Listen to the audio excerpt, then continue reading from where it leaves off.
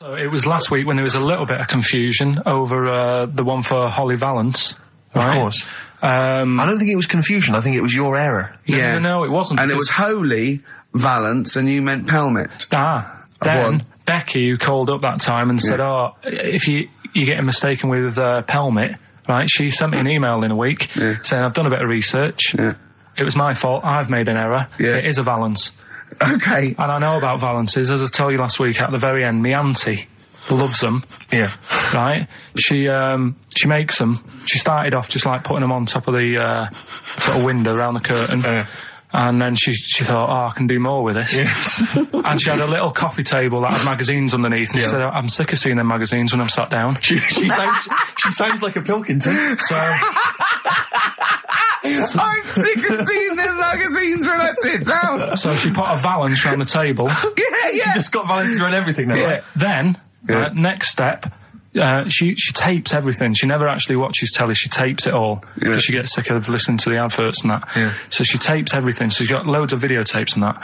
And the video used to get on her nerves. When she was watching a film, she'd see the clock changing. And it distracted her from the film. So she put a Valance around that.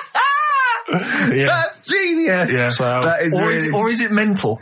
Only Mrs. Einstein can tell. I don't know. She's even made a little Jack Russell look like a hovercraft. Yeah. It's great. So everything's got a Valance. If you go round and you stand still for too long, the chances are she'll put a Valance around your head. Yeah. This is this is Auntie who? Auntie Nora. And this is the one that farted for 5 minutes. She did. Lest our listeners forget. Farted for 5 minutes. Called his mum saying I'm farting. 2 minutes into the fart. She said about 2.5 minutes in. Yeah. God. She said I'm about 2.5 minutes into the fart. My mum said, how long's it been going on for? She said, well, it was about 2.5 minutes before I called you. Yeah. And then it went on for a further 2.5 minutes or something. And then it stopped. She couldn't time it because there was a Valance over the clock. Yeah, she used to annoy her when she was on the phone and you put her off seeing the time. She was guessing it was 5 minutes. This was one consistent fart. Yeah, I mean, it wasn't making a noise, it was just... Oh, it wasn't making a noise? Just gas. Right, endless gas. So, there you That's go. fantastic. Well, we started off with a new one, a little bit of Foo Fighters. We like new and old on this show, don't Indeed, we like to mix it up. I'd like to play this to the Smiths from their debut album, I Don't Owe You Anything. I Don't Owe You Anything. The lads from Karl's hometown there. Indeed. The Smiths. Brilliant, that one. Wow, I went to Manchester, didn't I, the other day? Went up to Manchester for a little corporate. It was all right. Yeah. He went, wait till you get out. You see Piccadilly, it's better than Euston. Right. It was. It was nicer. I went outside and there was a ridiculous queue, and sort of one cab. Right. Yeah. So horse-drawn. Yeah. And so I walked, and it was okay. It was only down the road. It was a bit dark. It was wet and raining. Obviously, it's the north. I know, yeah. The hotel was very nice, but no minibar. I've never seen that before. I've travelled all over the world seeing a hotel without a minibar. So I don't know what's going on then. I don't know what's going on there. And then I did this corporate gig in Old Trafford. Pitch was up. Don't know what they were doing, but very impressive, big impressive. I think they're British Football Club, aren't they, Karl? Yeah. You did a gig at where? Old Trafford.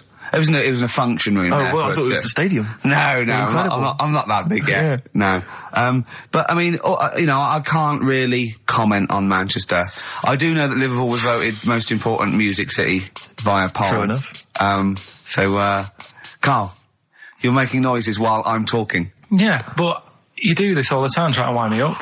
And I'm not saying Manchester's the best place in the world, but what I'm saying is, there's bits of it that I really miss. Yeah. Like last Sunday, right? When I'd met up with Ricky, we had spaghetti bolognese, which was alright. And then I said to him, I need some soil. Damn, I wish you'd invited me. It sounds amazing. So I need some soil. What do you think? You need some what? Soil? Soil, yeah. I need to repot a plant, right? Yeah. So, you need to repot a plant? Yeah. Fair enough. So, I'm like, where you can't see these shops in London. Do you know what I mean? There's nothing around. I took him straight to one in my street. Yeah, but near your street, and that's probably the only one in London. Well, you say that, Karl. No, it does annoy me. Round my way, it's like, you can't move for soil shops. There's earth. You can just pick up handfuls walking down the street. Yeah, incredible. People just lean over into somene's front garden. No, you can take the plants as well. No, but what I'm saying is, Manchester, there's loads of decent hardware shops. Yeah. Here, if you want a panini and a latte or whatever, you can't move from 'em. But for soil, I had to go virtually how many miles away from me to carry that soil home and stuff. Yeah. It's not good. I mean, London's all right, but if cities were sort of marked... It's neglecting the peat market, really. Well, there's barely any mulch available in central London. I'm sick and tired of not getting a good, decent compost of a Sunday. Indeed. So, I'm thinking of moving to the north, where there is loads of soil and gravel. Indeed. And animal shite. Whatever. See, you're eating a biscuit. I can't believe it. Are you bored with this already? Do you know what? MTV called me last week. They called me again yesterday and said, when can they come down to do they're coming down next Saturday, by the way, to do a little screen test for you. They're going to sort of just film you with a little camcorder. You said this. They're going to film you. Are you alright? Do you want to, are you hungry? Do you want to go out and have a meal? I can't believe you're eating while I'm on air. No one can hear that. Do you know who I am? No one can hear that. Explain who I am. Well, that's Ricky Gervais, right? He's made his name on TV. Yeah. Okay, he's done any number of corporate gigs, and they pay silly money. So, I mean, this guy's earning, and really earning beyond his talent. All right? So I think I deserve a little bit more than a little mank eating a biscuit while I'm talking. Rick Gervais? Yeah. Have you won a BAFTA? Yeah, too. All right, so just a little bit of respect. Yeah. Yeah. Carl, well, what have you won? What have you won? I got a bronze certificate for doing a full week at school. That's great. It was only a bronze. What's that then? 3 out of 5 days. And I got me a little Crusaders badge, if you remember. What's the little Crusaders badge? The Crusaders badge for the religious club. So was that the fella that you went and played ping pong ball? So they wanted to talk to you about God. Yeah. Yeah. You got a Crusaders badge, did you? Yeah, that's why I went. That's why I joined. That's why I joined. For the badge. I like the little badge. Did 4 weeks and then packed it in. Travis on XFM 104.9 on Ricky Gervais with me, Steve Merchant and Karl Pilkington. We're doing Educating Ricky. Right, final one. Come on, Karl. Right, what was it? It was, why don't they just get a diary or some paper or something to write on? Yeah. Yeah. Because snappy. I couldn't think of a heading for it. It's basically, Go on. people who have tattoos, I've never understood it, right? That they have something put on their arm. Right, sorry. Have we started the educate? Is this part of it? Are you educating me? This is something that will be useful in my life that I didn't know about. Yeah. Go on then. No, it's just that they've got a machine out, right, that does tattoos. Tattoos. You come up with a design you want, and you sort of this machine scans it, and you put your arm in this thing, and you press print or whatever, and then it does the tattoo on your hand. Or on your like loads of little needles that follow a pattern? Yeah, the computer, basically, yeah. Is it a real tattoo? It's a proper tattoo one. The fella said... well, as long as it goes out, it pierces the skin with a I just wondered if it's one of those kind of, those kind of... No, it must be lots of little needles or a moving needle that can go Sorry, along but how is this cleaned, like, in between each person? Dunno, probably... I don't know. Well, no, it's only that if it's one needle, it's just the head, isn't it? If it's one needle that moves, and does it like loads of little... What are we gaining from a machine doing it? Just because they're going to sort of mess it up. But hold on, how do you keep your arm still? Because your skin moves slightly. The machine it's sort of strapped to your arm. Right, and so it's spread... the fella said that the tricky thing was in all this, it was the fact that... nobody would let him test it out on anyone else, so he had to do it himself. But did it work? Because the thing is with a tattoo artist, they can see when your skin's moved, and they can see what they've done, and they keep wiping it and looking, whereas a machine's just got to trust itself. Yeah. So I think one needle could go wrong. If it was a lot of needles, that it just came down, 1,000 needles that was an imprint. Yeah. But obviously I'm asking someone who hasn't delved any further than there's a machine that can give you a tattoo. That's all you've got at the moment, isn't it? Well, yeah, basically. That's what you've got? I mean, that's what I've got, because I'm not a fan of tattoos. I don't... But where did you read this again? This was... Internet? This was on the internet, yeah, it was, yeah. Okay. And I just don't understand why people do it. That's what got me attention. Because me... Sorry, what have I learned from this? That if you wanted to get one, you can get one done by a machine now. People say machines are sort of taking over and that. And there's another one. But it's just the fact. I mean, I don't know. So give us the snappy title of this education again. Why don't they just get a diary or some paper or something to write it on? That's what I always think when I see people with loads of tattoos. Like there's that fella who we were talking about the other week in Scotland who was covered 99% in tattoos. It's just like, what have you done that for? Yeah. Do you know what I mean? You can't get rid of it now. You've done it now. Yeah. One of my uncles, right, Tattoo Stan, he's just caked in them. Tattoos. Right. I don't think he's my proper uncle, but it's just like my dad's got. Tattoo Stan. No, my dad's that's a province in Russia, isn't it? My dad's got loads of mates who. When you say he's not your proper uncle, do you know how, like, when just a bloke someone who used to comes hang around, around with all school? right, Uncle Stan. Yeah. Do you know what I mean? And my dad had loads of mates like that. There was John the Screw. right? So he either works in a prison or he likes to have sex. Cabbie. Cab driver. Okay. There was Jimmy the Hat. I don't know where he Jimmy did. the Hat. Yeah. And, Did he wear a hat? No. No. There was Fred the Veg. You sure he wasn't a relative? Sorry. Fred the Veg used to get us, like, big bags of potatoes and that. Fred Veg, okay. And there was Tattoo Stan. Right. And he was just caked in them. And I used to always look at him thinking, why have you done that? I must have only been, like, 6 I or suppose 7. if you're born with a name like Tattoo Stan, Exactly. you're destined, Sorry, aren't you, were really? they like a 1950s gang? I'm worried about... I'm worried Who were about... doing a bank job? What was his name? The Hat? What was his name? Jimmy the Hat. I'm worried about Jimmy the Hat. Yeah. Not having a hat.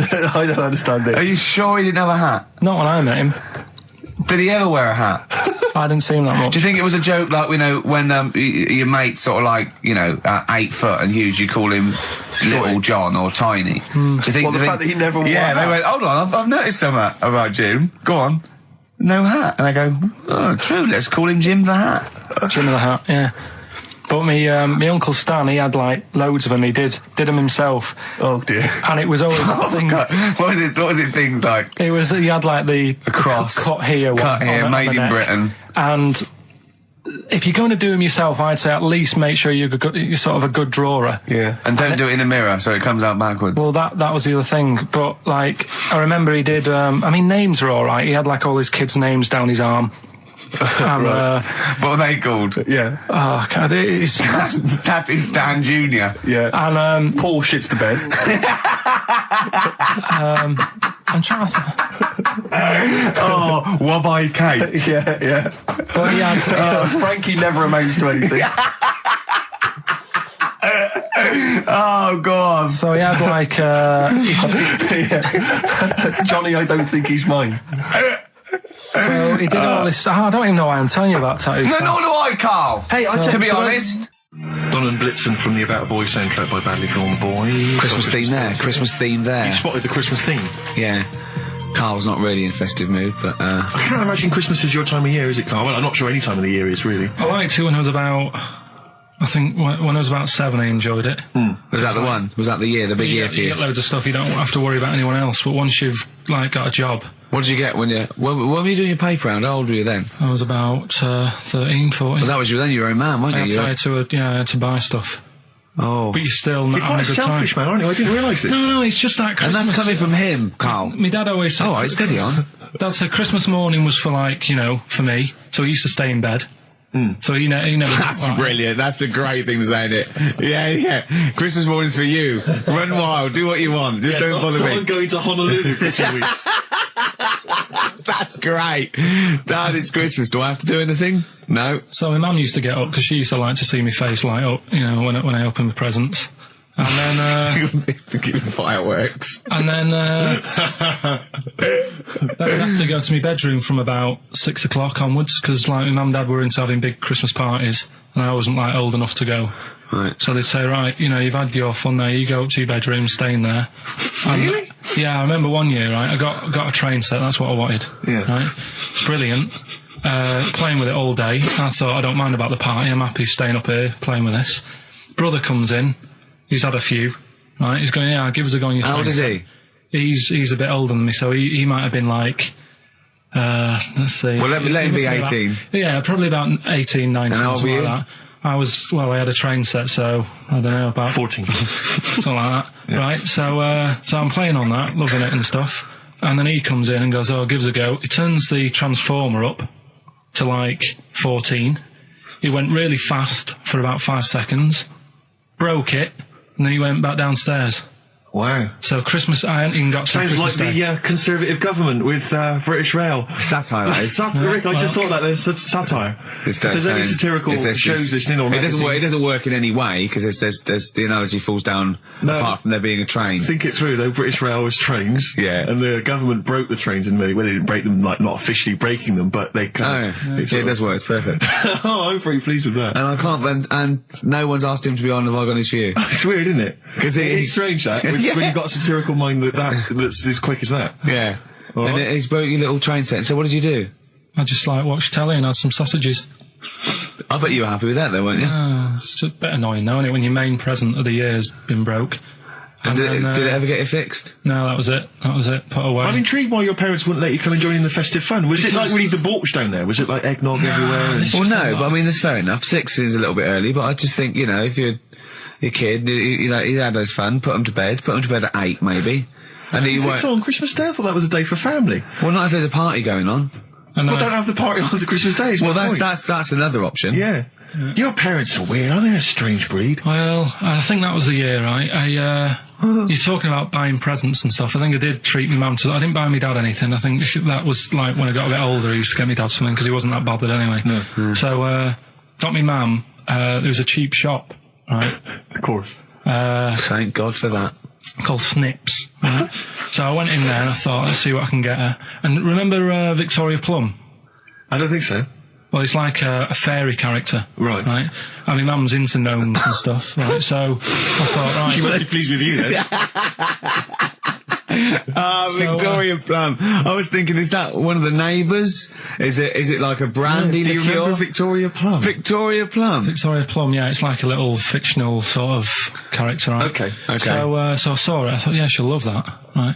So I did my paper round, saved up for 2 weeks, right? Oh. Got that sorted, went to Snips, bought the Victoria Plum. Next day, I'm in town with her, right? So I think, I know what I'll do. I said, come in here a minute, right? So we go in and we're looking around and I tested her, right? I went, look at that there, that's alright, innit? And she goes, oh, it's bloody awful.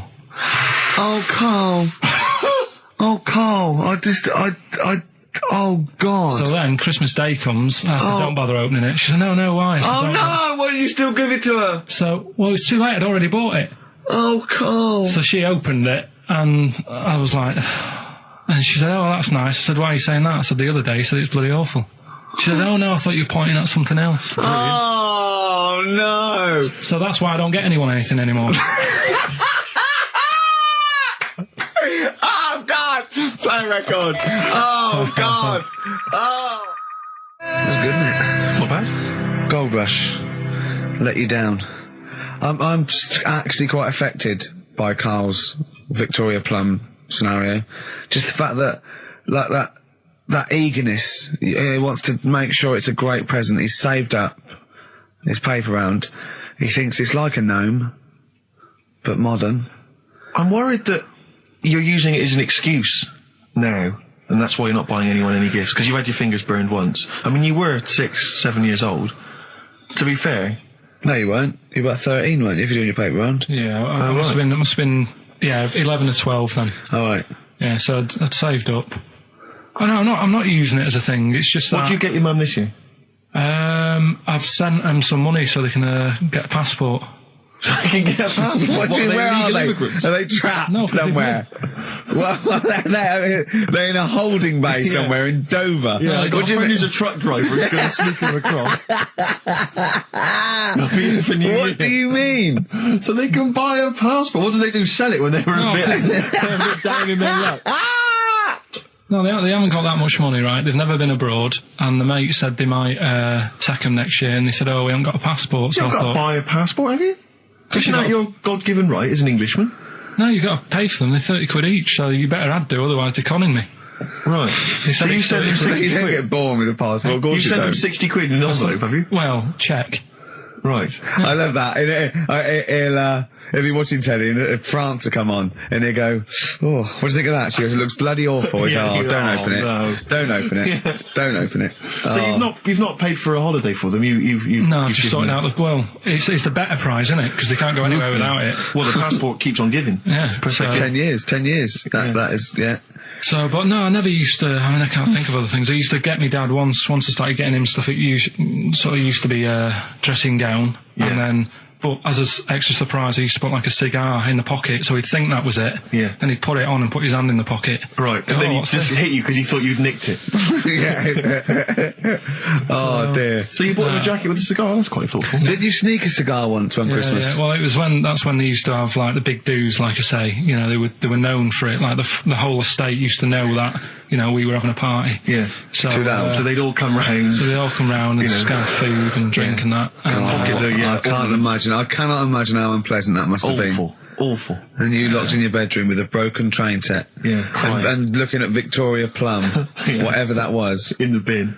Oh, in the bin, yeah. And hear a mum saying, and he got me this. Isn't this piece shit? of rubbish. You could hear him just throwing it against the wall and laughing. And all the neighbours laughing. And you'd come down and just be in pieces with loads of spit on it. Just loads of gob on it. Eyes. And all the Polaroids of them just like laughing at it and pointing. Stamping on it. Alright. Flooding back. But no, I used to get up in the morning and then like they'd still sort of all be there asleep on the floor and on the sofa. That's awful. Carl. That's terrible. Christmas is surely the one day a year which is a family thing. It's for the kids. They're the ones that was Boxing Day. Well, I know. Oh, that's all right. It's over. Yeah. Back on the bike. All right. Who's going to pay for this? What, me? Yes, Carl. You're doing 2 rounds today. Yeah, was your paper round supporting the entire family? Yeah. No, so I used to get up and like go downstairs and they'd be asleep, so I'd be mooching about trying to find like another present that's still working. I love the idea that these people from the estate had like squashed his presents. So I found a cigar that had been sort of lit up and then put out, so I thought, I'll have a go at that. I went outside and had a go, and that's the last time I smoked. Right. I tried it, I thought, I don't like that. I love the fact that he does everything once. Yeah. In his life. It's a line of, I've done everything once. I don't need to do it again.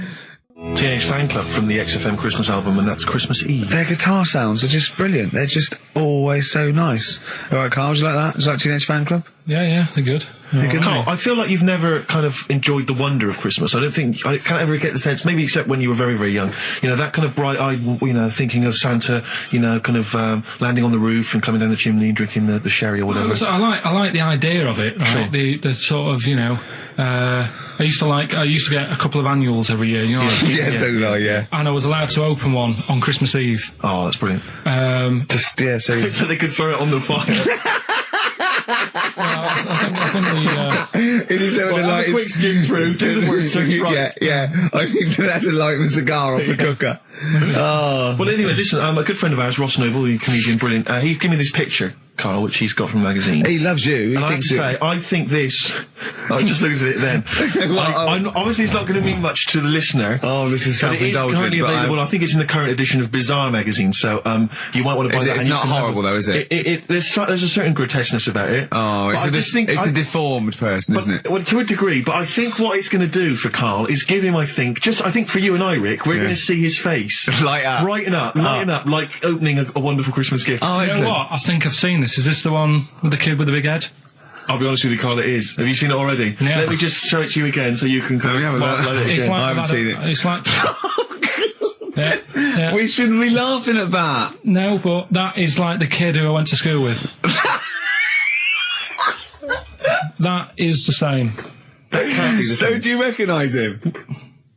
Seriously, that is the same thing he had. I mean, I have to say, it does look like it's been computer generated. It's so odd. Yeah. But look at the child's face. I know. Look at his reaction. Don't take another photo of me. I'm not sure this is right. It's not right. But I was hoping that would give you, Carl, just a little glimpse of. We've had a request as well on the best bits. Someone wants to hear you talking about your mates with the big heads. I can't believe it, because every time we go there, we get some sort of complaint about something. About what? Just leave it. Well, that for some reason that always goes from the story with my dad going to Blackpool for taking those kids there. And what kids? And, leave it. No, what? No, I don't know. There's people that know what you're talking about. I'll tell you when we put a song on. No, well, I know what it is, but you can't just say that. Well, Is it when your dad put a kid in the wheelie bin because he was getting out of hand? Yeah. Well, So we're going to we can't go through it again. It's too controversial. We're going to... What's the name? No, well, the thing is, right, you were just saying about what are you, about Christmas. That's the funny thing, right? Because in our house, there's no one who's religious, right? No. My dad got annoyed when I went to church that day. He was like, what are you doing that for? Of course. I went to see a gig in Liverpool. Remember the band The Christians? Yeah. He thought I'd join some club. Yeah. I said, I've been to see The Christians. He was saying to me, man, what's he doing going out with them? Yeah, yeah. And then the other thing is, because I'm not christened or anything, my mum used to say to me, don't tell anyone that, because there's witches and stuff. I want to go back and see his upbringing. I just want to go back and see him at 7. One day in the life of Karl, age 7. Just to have 3 ghosts visiting tonight. And take him back through time. But we could go with him. We could be some of the ghosts. Yeah, the ghosts of Christmas past. Remember this? That's incredible. Because there's witches. Don't tell what. Just say so she wasn't christened, but she thought maybe someone could take your soul because you weren't christened. It's like there's cults and that, isn't there? And if they find out you're not christened, then right. So I don't think they care. I don't think a lot of cults care. Well, but what can they do if you're not christened? I don't know. I just said all right because then through that time there must have been a time when. But hold on, now they know. Yeah, but I'm older now, so I'm all right. She used to worry about me playing out on the street. Oh, she was worried about when you were naive and stupid and easily led. Well, yeah. No. Good point. No, you're right now. Yeah. So yeah, good. Yeah. I just have to show you something, Rick, before we move on. I know we've got another Educating Ricky, but someone just sent this in. Yeah. They've been looking on eBay for Victoria Plum. You're joking? Come here and see the photograph. Oh, God, that's fantastic. Yeah. Have a look. That's it. Oh, God, he got that for his mum. It's the worst piece of tat I've ever seen. Carl! Carl. Imagine how... Oh, gutted. Carl. Imagine how... Look, think of him now, right? There it is. I've ever seen. I tell you, it looks like a Diddy man gone wrong. It looks like a Diddy man prostitute. That is. Is that the one, Carl? Well, it was a different colour. I had a yellow at mine. No, but look. How do they get? Tell them they go into eBay. So you need to log on to ebay.co.uk. I'm sure you've used it before. It's the online marketplace, ebay.co.uk. And if you type in Victoria Plum, I'm assuming that you can track this down. That's amazing. It's the worst piece of rubbish I've ever seen. Just think how cute he was as a kid, though, doing that. Just think of him, just going... just seeing that and thinking, she likes gnomes! It's the worst thing I've ever seen! I mean, to be fair, I don't know what her prize collection of gnomes looks like, but I can't imagine they're much better than that. I mean, gnomes are a fairly grotesque thing. But certainly your mum's taste and discretion is... Did you ever those houses on your estate, you'd go in there and it was just loads of those dolls still in their packaging all around the room? And sort of like one of those homes that keeps the sort of packaging on the 3-piece suite. Why don't you buy another one for her for Christmas? Yeah. It's $3.99. It looks, but that's £2.49 because that was $399. Well, oh, buy it, Carl. No, because I've sorted out her passport this year. Anyway, I'll get her that next year. I've had an email from Andrew Forrest, who has just simply entitled it Karl Pilkington. Oh, Karl Pilkington. What do you think of that? That's got to be your new name from now on. I had a mate who used to use it. What, used to call you that? Yeah. Was that your nickname at school, Pilkington? No, it's not my nickname. It is now. No, it's not. It is now. Pilkington. Oi, Pilkington. Oi, Pilkington. Pilkington, do my homework. Where do you live? Where do you come from? Pilkington?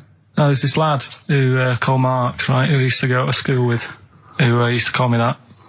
And his mum, right, was like obsessed with cleaning. And I was never allowed in their flat. He makes the place look untidy. So she used to, I don't know if it was just me or all his mates, but I used to turn up and she goes, yeah, he is in, but you know what you've got to do? And I used to have to go round the side of his flat, and he had a computer, right, which I used to play. I didn't have one at that point, but he had one. And I used to have to go round the side of the flat and stand at his bedroom window with his window open, and I'd be sort of leaning in playing the game. You are joking. I'm not. His mum... You had the weirdest upbringing I've ever heard. The things you were willing to do. It's the strangest. What is this town like? No, I stopped going. Was there always music? Like, there's the horse in the house there. Oh, look at these two kids with big heads and webbed feet. All right, Ronnie. All right, Reggie. What was it like? She was obsessed. It is like you've grown up in a cartoon made for children. Yeah. No, his mum was really obsessed with cleaning. Can I play it through his window? I used to... Mrs. Ramsbottom, can I play it through Mark's window? Aye, you know what you have to do. She used to be up till about 3 in the morning. Pilkington again? Have you washed your hands? What, up till 3 in the morning? Washing? She used to be up doing the tiles in the kitchen. Washing until 3 in the morning? It's at 3 in the morning. And for ages and ages, that saying that out on the tiles, I used to think that came from, like, his mum. Because she was out, like, cleaning them late. So, till I was about 13, I thought that saying, out late, on the tiles... Yeah. Was... And now you're not confused by anything. Well... There's no misunderstandings in your life now, is there? So he was allowed to walk in and out of the house, was he? No, he was alright, and he used to come round to ours a lot, and my mum used to get these pies from Hagenbach's, right? So... I don't know what that is. It's at that bakery where they used to chuck the cakes out the back, I'll tell you about. Yeah. And you ate six? He loved it, but I could never go round to theirs, or if I did, it was like, well, yeah, he is in, and I'd go, alright, and then I'd walk round the side of the flat. Stand outside. Why did you ever knock at the door? Why don't you just go around and knock on the window? Just to check he's in, because he wasn't always in his room. If he was in the lounge, he'd have to go to his bedroom, and then that's where he'd meet you. This is the strangest. And you'd play a computer game through the window. You say it was a flat. It wasn't like a 5th story one, and you had to get in one of those kind of cleaning contraptions and, like, winch your way up. I love the idea of that. So. Pilkington. Clocks from the Coldplay on XFM 104.9. I'm Ricky Gervais, with me Steve Merchant, and back Karl Pilkington. Hey. He's raring to go. It's nice when you have a bit of time off, isn't it? Yeah, how long have you had off now? About 3 weeks. About 3 weeks, yeah. We can't do that because we're sort of self-employed and we'd be letting people down, but it's different when you get paid anyway whether you turn up or not. But good to have you back. I'm never off ill. No, it's the first time I've been off ill. I mean, just you're off 2 weeks and then you're off. No, I just wish I was the kind of person who could let down an audience of regular listeners. Yeah, but like I say... Well, no, we spoke to you, you weren't that bad. A cold, you don't go home for a cold. We were discussing this last night in the pub, and, you don't go home for a cold. Okay, so moving on, what have we got then? We've got some great songs. I've brought in the Smiths, I've brought in Buzz Cox, I've brought in Neil Young. I know Steve's got some hip-hop. Some great hip-hop. I've got some great Elvis Costello. It's going to be great. Karl, come on, concentrate. You've been away for 3 weeks. Just annoyed. No, stop saying that. You're annoying me now. Why? What you do? Go home ill? Oh, he's annoyed me. Oh, has he? Yeah, I got I'm a little bit annoyed. Can I have some time off but still get paid? Yes, of course you can, Steve, right, he called me up, winding me up about this. And, right, I'm 30, right? I'm 30 now. I can only remember being off 2 times. Oh, his memory's going as well. You'll have some time off.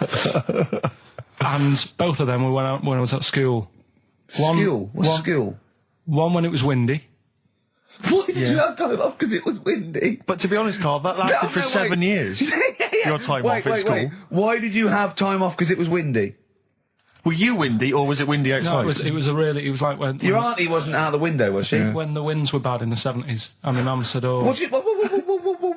What? I remember space operas and flares. I don't remember the winds being bad in the 70s. Well, my mum just said, you might get blown into the road, so don't do that. She had so much faith in you, didn't she? As a human being. Is that why she got fired from the pie shop? I'm not coming in today, I might get blown into the road. God. The funny thing it was, right, Steve, they had this thing going at school, because a lot of people used to wag it back then. Right? Used to what? Wag it, sort of not go in. Yeah. Right. And they sort of tried to make it interesting for you by giving you an education. A certificate if you did a full week. Reward for the rest of your life with achievement. That sort of carrot. And also, like, let you go home at 3 o'clock on a Friday. Right. If you'd done a full week in that. Yeah. So it was lovely weather all week. Then it just sort of changed on a Friday. And I got up and it was all windy. It's always windy for Friday on 7, isn't it? Don't, if you don't go in, because, you might get blown into the road and that. So I said, all right, then I'll stay off. And, so why did she told you to hold on to a fence or walk you there? What's this? Don't go out. Immediately give up. I love this getting blown into the road. Is that based on your cats that kept getting blown into the road? Well, so I got to school on the Monday, right? And the teacher said, right, today, to punish you, you're the only one who wrecked the whole week, right? Everyone else came in. You didn't. So everyone else is going home at 3 o'clock today. But you're not. Brilliant. Serves you right. And I wasn't bothered though. It was great because I said, well, you'll have to stay with me, won't you? And it was great. So all I did for half an hour was doodle and stuff. It was great that afternoon. Yeah. And that was ages ago. That was like when I was about 8. And that's one of the times I was off ill. Yeah. So it was, but that wasn't even ill, that was wind. Yeah. Yeah. So, Yeah, it's a bit different when you're to be honest with you, world, though, Carl. You can't just not turn up because you've got a bit of a cold or you're a bit fed up. I mean, we had an appointment 4 o'clock Thursday, wasn't it? And he had to call it because I cancelled it. Meeting went on a bit late. Time management. Get things done. If it was important, you'd get it done. Play a record, Carl. Pull your finger out, please. When I was a kid, right, and it's all right for you to go into women's toilets when you're a kid. It's like, oh, it's a bit cute, right? As long as you're not, like, over 15 or something, right? Right. But when I was a kid, I went into a toilet, and women, when they use their little cubicles, they don't shut the door. Some of them just sit down on the toilet, right? And you see everything. And, no, seriously, that's probably one of the first times I saw, like, a woman. Yeah. That, right? And my Auntie Nora when she was staying over. What happened with your Auntie Nora? She was, she's into wearing caftans. Into wearing what? You know, caftans. Oh, yeah. What are caftans? Big, bellowy sort of dresses. Right. And, yeah, I used to sit on the floor at home in front of the telly. Sure. She was on the chair behind. Yeah. She did a bit of a sort of a Sharon Stone scene. Oh, God. Yeah. Did you see it? There was no underwear? No. What age were you? What was it like? What age were you? It was like a ripped tennis ball. What? Right, we're off air. Either that or put us in for the Sonys. I've told you before about buying presents. Did those gloves have your name sewn in them? And a piece of string that ran over the back of your duffel coat? You know, I've never been into getting presents and that. I had the problem at that Christmas one, that time with the Victoria Plum. Yeah, we'd hate that. We'd hate to bring that back. We've done that. Because you talked about the because it's kind of to do with your dad, isn't it? He's a very bad gift buyer. Was that the problem? Well, yeah, my dad just wouldn't bother. It was my mum who sort of made an effort, and she sort of worked out half of what I wanted, then she left it to me dad to get it off someone, see if he could get one cheap or whatever. I love the fact that usually people talk about, like, drinking heavily or violent abuse, right? Yeah. But here's what he's been left with and scarred with from parents is bad gift buying. Yeah, and that's the Victoria Plum incident. In the greater scheme of things in the world, that's not a bad thing to have, is it? Right, there was this, this is what it's like about getting presents and stuff, right? With my mum and dad. Go on. My mate, Colin, right? No, Colin Bailey, right? Yeah. He had a little Sinclair Spectrum, right? Computer, which was like the thing to have at that time, right? Yeah. Used to always go round to his house. The deal was... Not the one you had to play through the window because you weren't allowed to. No, that's another lad. Oh, right? yeah. This is a different lad. And the deal was, he came to our house, and my mum gave him a pie. And then I'd go round to his, and I'd stay there for a few hours playing, you know, Hungry Horace and stuff like that on it. Right? Now, my mum and dad knew that I really wanted one of these computers, right? So I waited about a year. Came round to Christmas Day. I thought, I reckon might have one. Turned out they bought me the wrong one. They bought me a ZX81 instead of a Spectrum, right? And Christmas Day, I'm there trying to load the games up. It's not working. I'm thinking, what's wrong, right? And the thing with me, when I was a kid, I used to get quite sort of agitated. This is the moment, right? I found out that it needed a RAM pack to make it work, right? Looking in the thing and it's saying, and make sure you put your RAM pack in the back. And I was like, oh, where's the RAM pack? And my dad's going, I don't know, I've got you the main bit. That's it. So I was that wound up. I just was sick, right?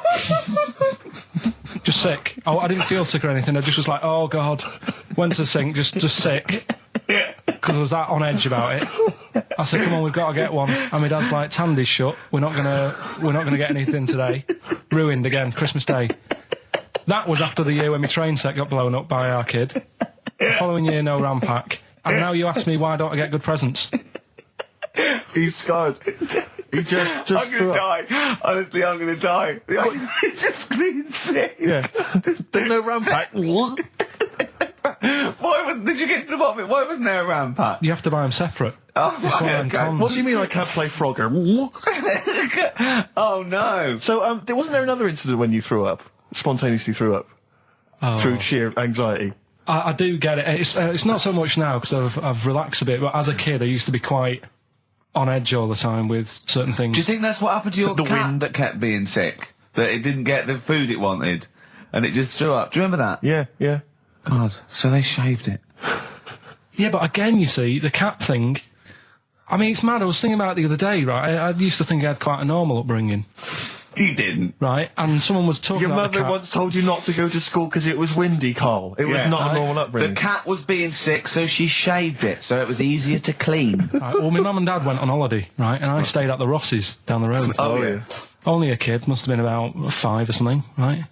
And I was always running around in the house. I had a lot of energy as a kid. What the Ross's did, they had this cat that was dead violent, the most violent sort of angry cat I have ever witnessed. A tiger. It was honestly, Steve, if it was bigger, it would have been, because it was just always having a go at you. Yeah. If you went to pat it on the head, it went to bite you and stuff. And what they used to do with it, to stop me running around, I'd sort of be running around, and then I'd get a bit tired, and they'd say, have a lie down on the settee. So I'd lie down on the settee and I'd nod off. And what they used to do, I'd wake up, and I'd put the cat on my belly. Right? So I'd be scared to move, because it's like it's going to get me. But it would keep you there. It kept me there, and it used to sort of slaver on me, and they'd sort of, you know, go out or whatever, and I'd be lying there. That's not normal, is it? Carl, sorry, were you created by the Brothers Grimm for one of their fairy tales? What kind of a life is that? A cat paperweight to keep Carl in place. He keeps blowing around. It's windy. We'll have to weigh him down. Be careful. Your mum probably told him that it's a windy day. You got to get something heavy on him, otherwise he just gets blown into the road. God bless him. Did I ever tell you about my Uncle Alf? No. He wasn't a proper uncle, right? But it was just one of my dad's mates and that. And he was getting on a bit. He must have been about, 60, which is pretty old when you're younger and that. And he was the same. He used to always wear a suit and that. But it was never in good nick. It was always like a rough suit, but it doesn't matter. He's still, making half the effort and that. Yeah. And he used to sleep in a dinghy. Right, Uncle Alf. What? In his house? Yeah. Why? Well, in a flat, he's in like a little bed sit. Because he only had a little bed sit, and he was into boats and stuff. So he had this Two birds with one stone. Had this little dinghy, had a little flat, thought, well, it's tight space and that. He had a dinghy as a bed, and he had 2 tellies, right? He had 2 tellies, one that the sound worked on, the other one only the vision worked. So if you wanted to watch a programme, you had to turn both on. Put them both on like BBC One, turned one up and watched the other one. Wow. That's extraordinary. From his dinghy? Sat in his dinghy. That is brilliant. It was an inflatable dinghy, it wasn't like a wooden... Yeah, an inflatable one, yeah, big inflatable Did you ever go around and visit him? Yeah, now and again. Was it weird seeing a 60-year-old bloke in a suit in a dinghy inside watching 2 tellies? It's weird at the time, I thought. Which of the TVs stopped working properly first? I mean, did he... let's say the sound went on one of them. Yeah. Did he carry on watching the other one, hoping that the other one was fine? No, he went and got a new telly, and then the vision went on that, and he went, oh no. He went, hold on though. Wait a minute. I've got another telly in the wardrobe that I haven't used. It must have been like that. Yeah. Wow, he sounds brilliant. Is he still alive? Yeah, he's still around, yeah. I haven't seen him for years, but he used to... was he married? I think that's what happened. I think his wife passed away, and that's when he had all this... he had a boat. And it's like, oh, where am I going to put it in a bed sit? And it was like, hang on a minute. Yeah. You know what I mean? Sleep in that. So, yeah. I wonder if you ever brought any women back. Just the idea of bringing them back, getting down to it. Shall we move into the bedroom? Ahoy! Oh, that is fantastic. What were we talking about before? I was going to tell you, the most complaints ever, the last Temptation of Christ. I haven't seen it. Was it Scorsese, isn't it? It's Martin Scorsese, and I've bought the film actually recently because I was intrigued to see it, but I've not actually watched it. But from what I understand, the reason that it was so outrageous is because it has a whole sequence which shows what it would be like if Jesus had lived his life and not martyred himself on the cross, but lived his life as a human being, part of which is him having sex. And so I think that was chiefly what the outrage was, that it was showing this godly man to be, as human as he was supposedly, because he's supposed to be human as well. So that's the reason. That was the reason that there was complaints there. I don't know. I haven't seen the film. Well, I can't say. You see him, do you? You see him having sex, I think, yes. Although it is an actor, Carl. Yeah, it's not actually Jesus Christ. It's not the real Robert Powell. No. It's an actor playing Robert Powell. Is that, you see, sex on films and all that, right? When I was growing up, I'd be watching... No, I'm just saying an example of this, really, right? When I was growing up as a kid and I'd be, watching films with my dad, right? He'd really be enjoying a film, right? And then a sex scene would happen. Right. And he'd go... On film? Or just behind you? In the film, a sex scene would happen. Your brother up to his old tricks again. And he'd get up and go make a cup of tea, right? Right. Typhoon? That he'd stolen from some sort of telephone box? And, even recently, he thinks it ruins a film. Do you know what I mean? Because there's no need for it to happen, is there, really? Yes. Why? Sometimes it's warranted. If the film itself is there's some films it isn't though. Some films it isn't. Some films it's arbitrary. I think the films that him and his dad watched together on Channel 5. Probably not. Is it only on Channel 5 in your house? But let's put it. Yeah, if you're watching, I don't know, a late night Friday night, from 1983. Yeah, Illegal Briefs. A beautiful lawyer has to defend a man who may be a killer. She falls in love with him, but does she know the real man? Oh dear. You know what I mean, though. Lest you forget, of course, that I... Love Heat. With the bloke that is now in... Go on. Of course, that I, according to the Internet Movie Database, I once appeared in one of those films, in the film Killer Image, a Canadian film, I believe, from 1989. According to that computer... it's all wrong, isn't it? It's all wrong. It's all wrong. Of course it is, yeah. Apparently, I was in that, and I played the role of Kirk. Was it a porn thing? No. I think it's just an erotic thriller. Oh, right. That I suppose it is. You only had a very small part, though, didn't you? Indeed. Yeah. But no, do you know what I mean? Sometimes you don't need to go that far. Say, like in this Jesus programme, right? Film. What's it called? The Last Temptation of Christ. Just like talking... what's his name? Is it Ralph in The Simpsons? Yes. I drawed a kitty cat. It's like talking to that. Yeah. No, but right, this temptation thing, right? Do you know, often we don't get that many complaints on this show. We don't get very many complaints. And I think that's either because there's no listeners, or B, it's because most people agree with Carl, and that terrifies me. Or they let him off, because it's like, you can plead insanity, you can go mental and kill a few people, where they go, oh, he's a bit bad. Exactly. No, but was it because, they're saying that he was having it away, or is it because you saw it? What got the complaints? The complaint was the very suggestion that Christ it was a blasphemous thing, not the fact that you saw an actor's knob. So what about if they just cut it down a bit and you saw the little stable door closing? It wasn't the baby Jesus having sex. It was the grown man. The stable door shutting. No, but you know what the nativity scene? That is brilliant. The wise men saying, I can't believe we brought myrrh, we should have brought condoms. Yeah. There's 2 for 1 offering, Boots. Yeah, I don't know what we were thinking. It was frankincense. It's just that it's always awkward. Should we apologise now to the Christian church as well? Sorry, the little Chinese fellas, little Welsh fellas, and the little Christian fellas. We haven't said anything wrong. No.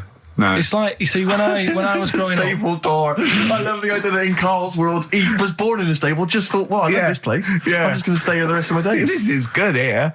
Oh, brilliant. But when I was watching telly with my mum and dad, it still happens now, right? My dad will sort of go, ruined. Good film ruined, right? If some sex scene happens. But what are we talking about sex scene? Are we talking about a kissing, or are we talking about penetration and looking at the camera? Going, are you enjoying this, Pilkingtons? What are we talking about? What is sort of extreme levels are we talking about? Right, last time I was down there, right? Yeah. What was it? Meet Joe Black. Meet Joe Black. Meet Joe Black is a terrible film. Yeah. Right? There was good film, and then it's going to happen because the music comes in. Brad Pitt's keeping quiet. A woman's eyeing him up. Sure. So my mum, my mum's worked it out already, and she's going. Anything on the other side, love? She knows. She knows it's something's. So you can be enjoying a film and you can be an hour and 10 in, and then some spidey senses of one of them can go, should we turn it over? And the other one goes, yeah, all right. Are you sure it's not them protecting you from scenes of sex? So that what they're thinking is, what if Karl gets the idea to have sex? Yeah. That could lead to procreation. We don't want any more like him. Yeah. We've got to end the line here. You sure it's not the doctor? Keep calling out going, you are keeping away from exactly. women, aren't you? He must never find out. Are you how sure it's they're not done. embarrassed because they're watching a sex scene with their son? It happens every time, right? There's two things that my mum does, right? It's that, if there's sex scene on the telly, she'll go, anything on the other side, love? And the other thing she always says, if ever there's anything on the telly with Elvis in it, she goes, oh, I like him, right? And we all know, we sat there, we know what she's going to say next. Yeah. So you don't even bother saying why, right? And she goes, he liked fat, ugly people. He what? He liked fat, ugly people. He didn't always go for, like, the good-looking fans in the crowd. What Elvis did? Yeah. Right. That was always the thing. And I'm sorry, no, hold on. I don't know what we're doing now with our lives, Steve. Right, wait a minute, right. So your mum says two things, right? She either says... Is there anything else on the other side? Or, I like Elvis. There's a pause, because you know what she's going to say next. She says, he liked fat, ugly people. How often does this occur? Well, because they've got, like, Sky, there's a lot of those channels on. They're like the music channels. So Elvis always comes on. There's either an Elvis film, there's, like, a classic hit by him on... And she'll go, I like Elvis, he liked fat, ugly people. And what do you mean he liked fat, ugly people? Is she a fat, ugly person? Because there's that special Vegas show, isn't he, where he's dancing about, right? And he's got loads of scarves around his neck. Towels. Yeah. And, like, he always hands them down to the fat, ugly ones. Right. And I always say it's because they're the fat, they've got a sweaty face because they can't, you know what I mean? I don't know what world they live in. I don't know how we've gone to this subject. What sort of world are you got when you're watching his face? And what do you mean fat, ugly ones? You mean they're in the front, they're sweating a lot because they're a bit chubby? So she thinks, is giving them a towel because it's he's really going, wipe your face, you're putting me off, you fat cow. Stop sweating near me. There's another one. What? So, hairy Chinese kids. Yeah. Jesus. We haven't slagged off hairy Chinese kids. We slagged off Chinese... We didn't slag anyone off. We just said they really haven't got a town as such, and they wear shoes. What did we say? Yeah, little wooden shoes. And what I just don't know how we got onto Elvis and big fat ugly women. I don't know I don't know how we sidestepped from the Last Temptation of Christ. Did you see that Fat Girls and Feeders program? Go on a minute. Eh? What's Tom Petty first. Oh, brilliant. It's a great song. Breakdown. How many Tom other Petty. radio shows have talked about Last Temptation of Christ, Chinatown, fat ugly women? Yeah. In 60 minutes. Exactly. Incredible. Sony Award winning. I've always wanted a little owl on my desk. I'd like be doing work and there'd be a little owl there and I go, can you give me that pencil? And it just sort of goes over and gets me a pencil, goes, cheers, and it just watches me and it thinks I'm brilliant. Do you know what I mean? Not really, no. No? No, I've never had an urge to have any kind of animal sat on my desk. No, Carl? You'd like a little owl, wouldn't you? That helped you? No, I had a little magpie, didn't I? We've talked about that. Oh, he came down and started pecking your grifter, didn't he? Yeah. What was his name? Maggie. Sure. Brilliant. Inspired. And you took it to school and it didn't come back once, Didn't come back. Didn't see it again. Oh, dear. Did it ever peck your head? Because you used to have hair, didn't you? Mm.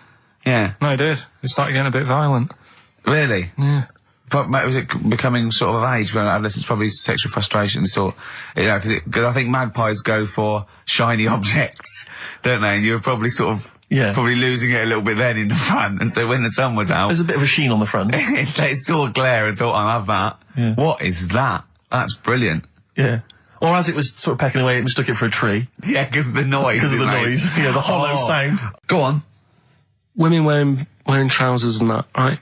On the estate that I grew up in, on, right? There was a woman about 4 houses down, right? Rough. She's the one. She was, or the estate? She was, right? Yeah. She's the one whose kid took a horse into her house. Yes. Right. Now, we won't go over that again. No. If you're a new listener, I think we're covered. I think they get That's the all idea you need to know. Right? Yeah. Now, she used to wear leggings. Yeah. No, they're a bad idea. They are a terrible idea. I agree with you there, Carl. If you're a lady of what the colour? normo persuasion... Were they pink? No, they were sort of black, but with all bits on them. Oh, right. Do you know what I mean? What, toast and just horse droppings. Yeah, go on, yeah. And she used to, she's quite a big woman. Sure. Pauline Quirk, I think you described her as. Look like a light bulb. It is those kind of women that are attracted to leggings.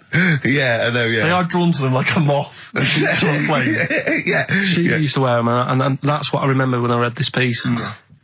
she used to work on one of those sex line things. Right. She used to do that. But what was she, an engineer? The weird thing with her was, she had big eyelids. Right. Go on. That were too big, and this is what I was thinking. What do you mean she had big eyelids? How big do eyelids have to be for you to go, they're big eyelids? What was she shoplifting with them? Would she come out of Dixon's with, like, radio stored in them? What do you mean she had big eyelids? It was another one of them popular things around our way. Do you know, like... What do you mean popular things? They go, oh, I say, well, they're all the rage. Can I get some big eyelids, please? No. It was just like one of them things that people suffered with. Just big eyelids. They could hardly open their eyes. What do you mean? What do you mean? That's one of them popular things around where I grew up. People had big eyelids. They could hardly open their eyes. What does that mean? What sort of freak town were you born in? You had webbed feet people with big heads. You got women with big eyelids. What does big eyelids mean? Are you confusing her with the horse? Yeah. Did she have hooves? Look, what? Just too much skin. It was like the neck of a chicken. But on the eyes. Well, what's your point? Anyway, so there's this big eyelided woman with the leggings. And that's what I'm saying to you, though. That's when I read that story with people with trousers. Yeah. I went from that. Yeah. To a woman who used to have big eyelids. I still at the point. But then, and also the other bloke who had the eyelid problem was a mate of mine. Right. Yeah. His dad had it, and same problem, massive eyelids. I don't know what that means. I don't know what that means. I used to say to my mum, I'm going round to Dave's house. Yeah. And, or say, well, that's alright, but make sure his dad doesn't take you out in the car. Because he could hardly... he could hardly see. He had to have his head... He gets to tilt his head back to keep his eyes open. Make sure! Did he have a couple of matches with him at all times? What a load of gobbledygook. This began as educating Ricky. I know, it's like he was people with eyelids. But it's like you're supposed to make that leap as well. Yeah. If I mentioned the trousers, Ricky will probably be thinking about people with big eyelids and women wearing leggings. Play a record, Carl. Got nonsense. Adverts. No. All right. I had so much mash last night. I had so much sausage mash, second helpings, that I had to sit on the edge of a seat so my stomach could hang down. I love spuds. Spuds and bread. I could not do without spuds and bread. I feel like maybe I could make my own bread. Spuds, I wouldn't know where to start with a spud. Yeah. And it's like, they're amazing. You can boil them, you can broil them. Yeah. I don't know what broiling is, Nor but do I suspect it's tasty. I don't think it's as good as... I mean, obviously the chipped potato is... For the working classes, the chip. It was always on. The chip fat fry was always on in my household. The ceiling, the death trap fire, polystyrene ceiling was yellow. Exactly. Come Wednesday in our house. Yeah. And, always had chips. Because all I remember hearing, if I think back to my childhood, all I remember was, gotta stop and get some potatoes, or phone your dad, tell him to get some potatoes. Well, that was your job, wasn't it? Carl? Yeah. I mean, it genuinely, it does concern me because... What did you have to do? Did you have to fill a diary out for your teacher? Do you know when you're at school? I don't know if you do the same thing, but you get like a little red book, right? And every night, I think it was a way of the teachers sort of keeping an eye on you. So if you went out robbing, if you wrote it in your diary, they'd go what you're playing at. Sure. Right? So you'd have to write down what you did every night. Yeah. But I didn't get up to that much at that point. Sure. I used to just go on my errands. Yeah. And it was my job to like... I haven't heard errand since the 70s. Nice to hear that. I went to Gervais, right, the little local supermarket. Yeah. And I got... what's it called? Euthanasia? What? I did... Gervais. New phase. Yeah. H-U-G-H. Gervais. Oh, Hugh Phase is his name, right. Yeah. And I just had to get like a bag of potatoes. Of course you did, yeah. And a loaf. Staple. So I used to put that in my diary every day, and it got to a point when like even the teachers were like, just make something up. Yeah. Stop putting the same thing in. Start joyriding or something. Live. I love the fact that he was fascinated by the strangest village in Britain, but the stories he's told us about where he comes from, there's him going around with two fellas with big heads, webbed feet, a little pigeon-chested bloke, him on his grifter with Maggie pecking at him, his dad in the telephone box nicking groceries, and a horse in the house next door. I mean, how strange was his upbringing? Yeah. And him hanging from his satchel. Unbelievable. There's another woman who I remembered. Actually, I'll tell you later. Go on, what? I'll tell you later about another woman who I remembered. Give us a teaser. It's just a woman who rode around on a three-wheeled bike with her husband in a basket. Right, I'll tell you that. Right, and the final clip. You don't get teasers like that on the other radio That's a hell of a funeral service. Right, listen. Right, tell us about this woman. Well, it was just because you were saying about the, you know, our living. We are broadcasting now, aren't we? This is actually going out. This is live. This isn't us sort of like. Yeah, but you were just talking about how I lived in an odd village. Yeah. With kids with big heads and all that, right? And what I wanted to do. What is that again? There's 2 kids with big heads. Yeah, they just had sort of big heads and webdams and that. They went to my school, and when I spoke to my dad the other day, because I'm going out to see my mum and dad tomorrow. Oh yeah. So I said, have we got any school photographs with the big-headed kids in? And he said, no, nobody bought those sort of school photos because they were in it, so it was always a bit ruined. So I said, well, no. He said sales were, you know, because he obviously talked to other dads and stuff like that. And he just said, oh, no one bought them.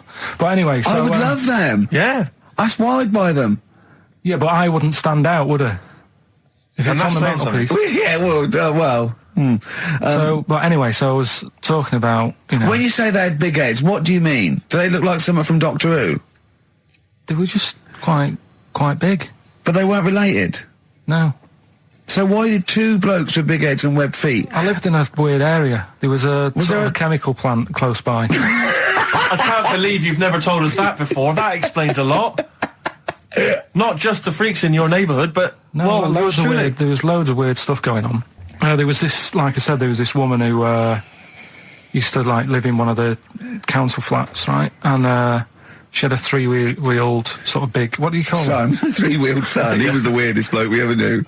Well, they call it like a big tricycle, but for an adult rather than one for a kid. It was a big one. It wasn't a motorbike, though. It was a... No, it was a push bike thing. Right, yeah. And she used to sort of ride down the road with a fella sat in the basket on the back with his, like, legs dangling over, and they'd be going to, like the pub and what have you. Was it a different fella each time, or the same one? No, same little sort of bald-headed fella. So it wasn't collection for, like, organs and things? Bring out your ill. And then people just throw Grandad just in the back and go, right, we get £4 for Grandad. But she's got a lovely pair of testicles on him. They're very low, but they bring out your dead or nearly dead. She used to pick on her husband quite a lot. They'd be in the pub and what have you, and they'd be sat by themselves, but she'd always be sort of, you know, having a go at him, moaning at him, sort of pushing him about and that. So my dad and his mate, right, they went round to their house, knocked on the door, she answered, and he said he was a copper, right? He said, you know, Detective Pilkington, gonna come in and have a word.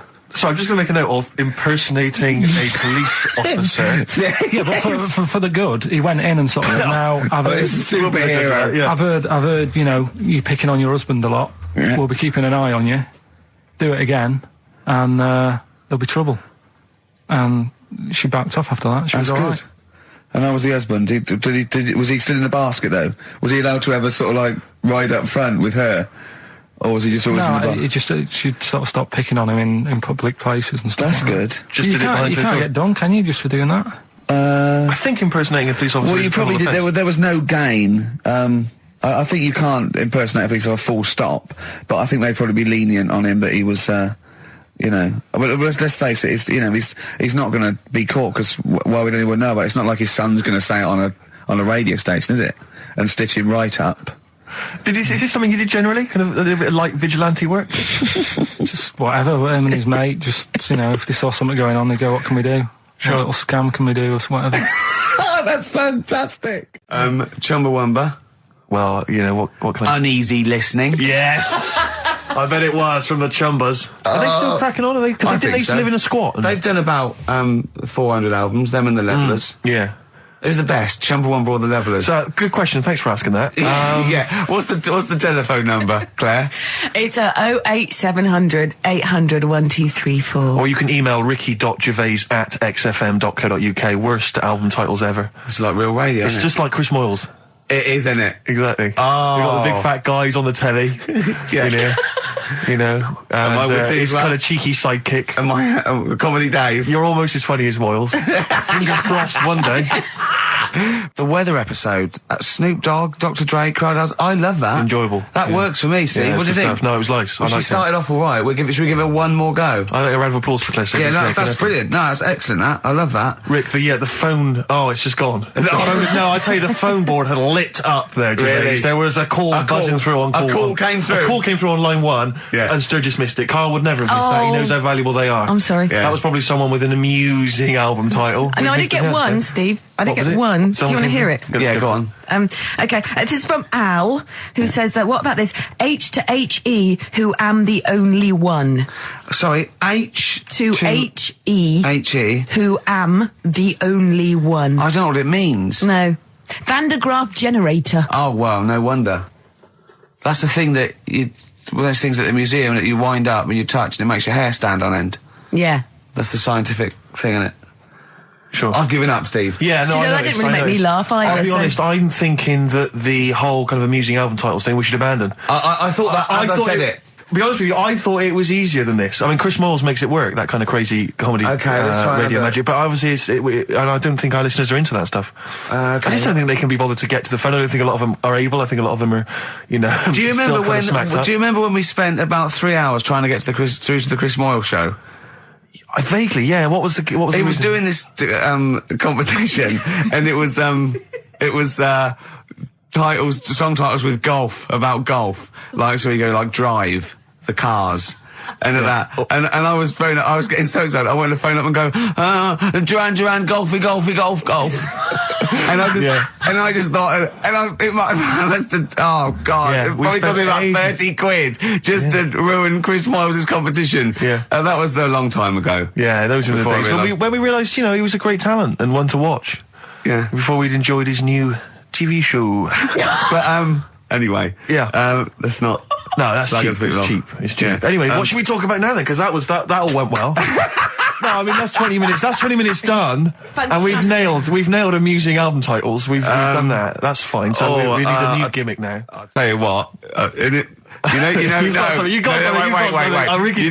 know when you go out, you take an umbrella out. You leave the house, you've got an umbrella. Right. Yeah. And it's a really sunny day. Yeah. And then you come out and you go, I wish I hadn't bothered with that because it's in the way. But then, right, imagine when you go out, right. It's raining. No.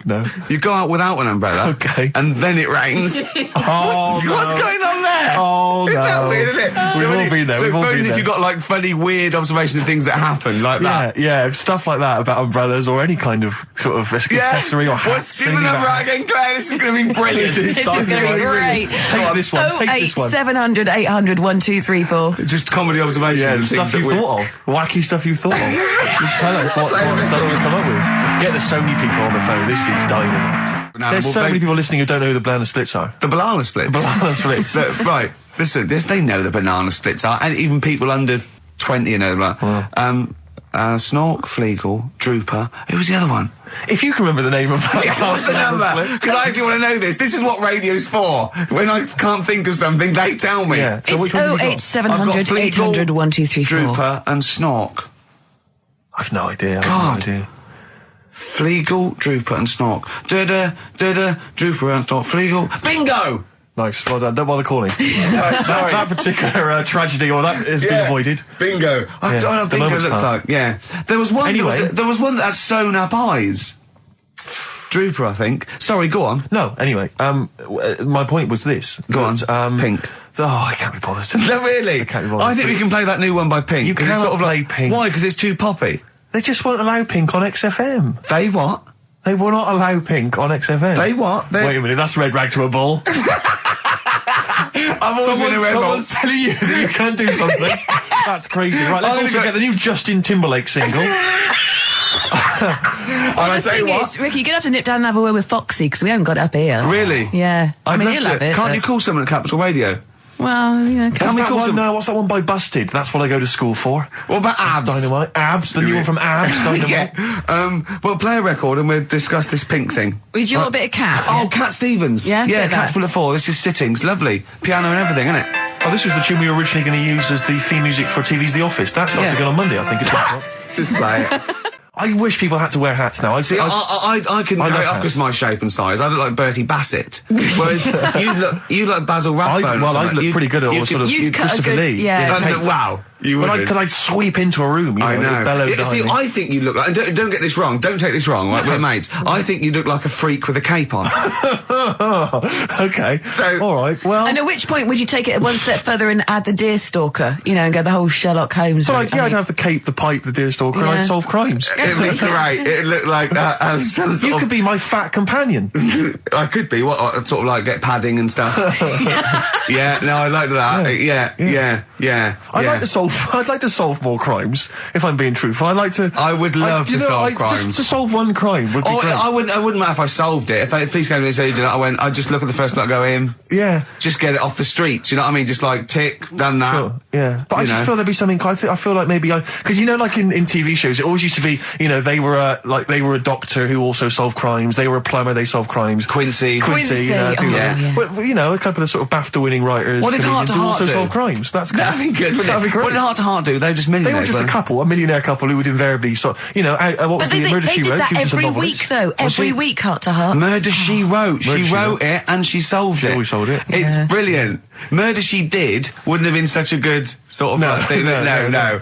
But this is what you don't seem to get that anymore. People who do one job for a living. DJ who also solves crimes. The DJ who solved crime, that was Shoestring. Was he a DJ? Yeah. He was Eddie a private Shoestring. ear, wasn't he? He was a private DJ ear also on the radio. Is that what was that the thing they did? Not private eye, private ear. Is that what they said? Yeah. And how did he solve it? He worked out clues for call-ins and stuff. Yeah. No, he used to leave the building. He didn't just sit there and play records and then try and guess. That's great. Give us a call on the usual number if you've got any idea who murdered. No, it's Snitch Hour. Got a letter here. Who reckons she knows? I know a lot of my friends are big fans of Midnight Caller. Do you remember Midnight Caller? Was he a DJ who solved crimes? Yeah, it was one of those late night things in America, wasn't it? But was he a DJ? He solved crimes, didn't he? I don't know if he'd solved crimes or just solved... If you've ever solved a crime, email us. Puzzles. He had one of those puzzler books. Weren't you on the front cover of Puzzler once? One of those things you get. Weren't you? Puzzler. Were you? Was I? No, I don't think so. Oh, it was your other friend who's a mine, DJ, it was a cover of Puzzler magazine. That's it, yeah. So was Puzzler a rude thing? No, it's one of those things that those puzzle books you can buy. Actually, it's a puzzler. You do for coach journeys, and they just put people's pictures on without permission. Yeah, I don't think they're just like, well, I didn't give permission. They just find like celebrities, and they just get their picture and they stick them on the front. Well, they would have used me then, would they? Well, I forgot. I didn't. Hey, Pink. Should we play Pink? Yeah. Oh man, I don't live by the rules. Be on your head. Here we go.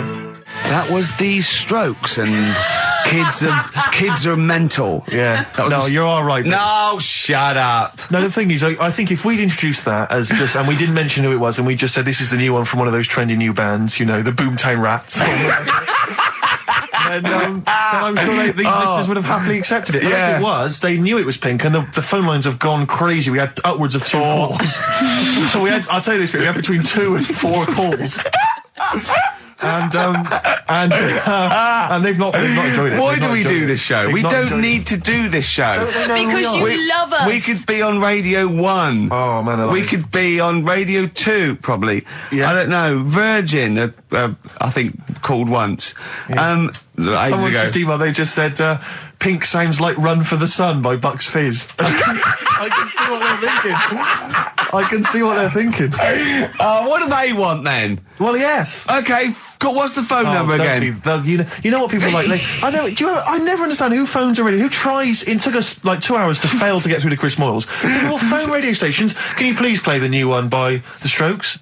You just buy it, or you'll have the album. Why have you got to hear it on the radio? What difference does that make? Some guy talks at the end and the beginning of it. Yeah. Partially ruins the song. I can't understand who phones up for a request. We're really alienating our listeners now, aren't we? Nice we don't care what you think, go and buy it. We're going to play what we want and we don't care. Yeah. I mean, we're not being particularly funny or interesting. We haven't even got that to fall back on. I'll tell you what it is, Rick, arrogance.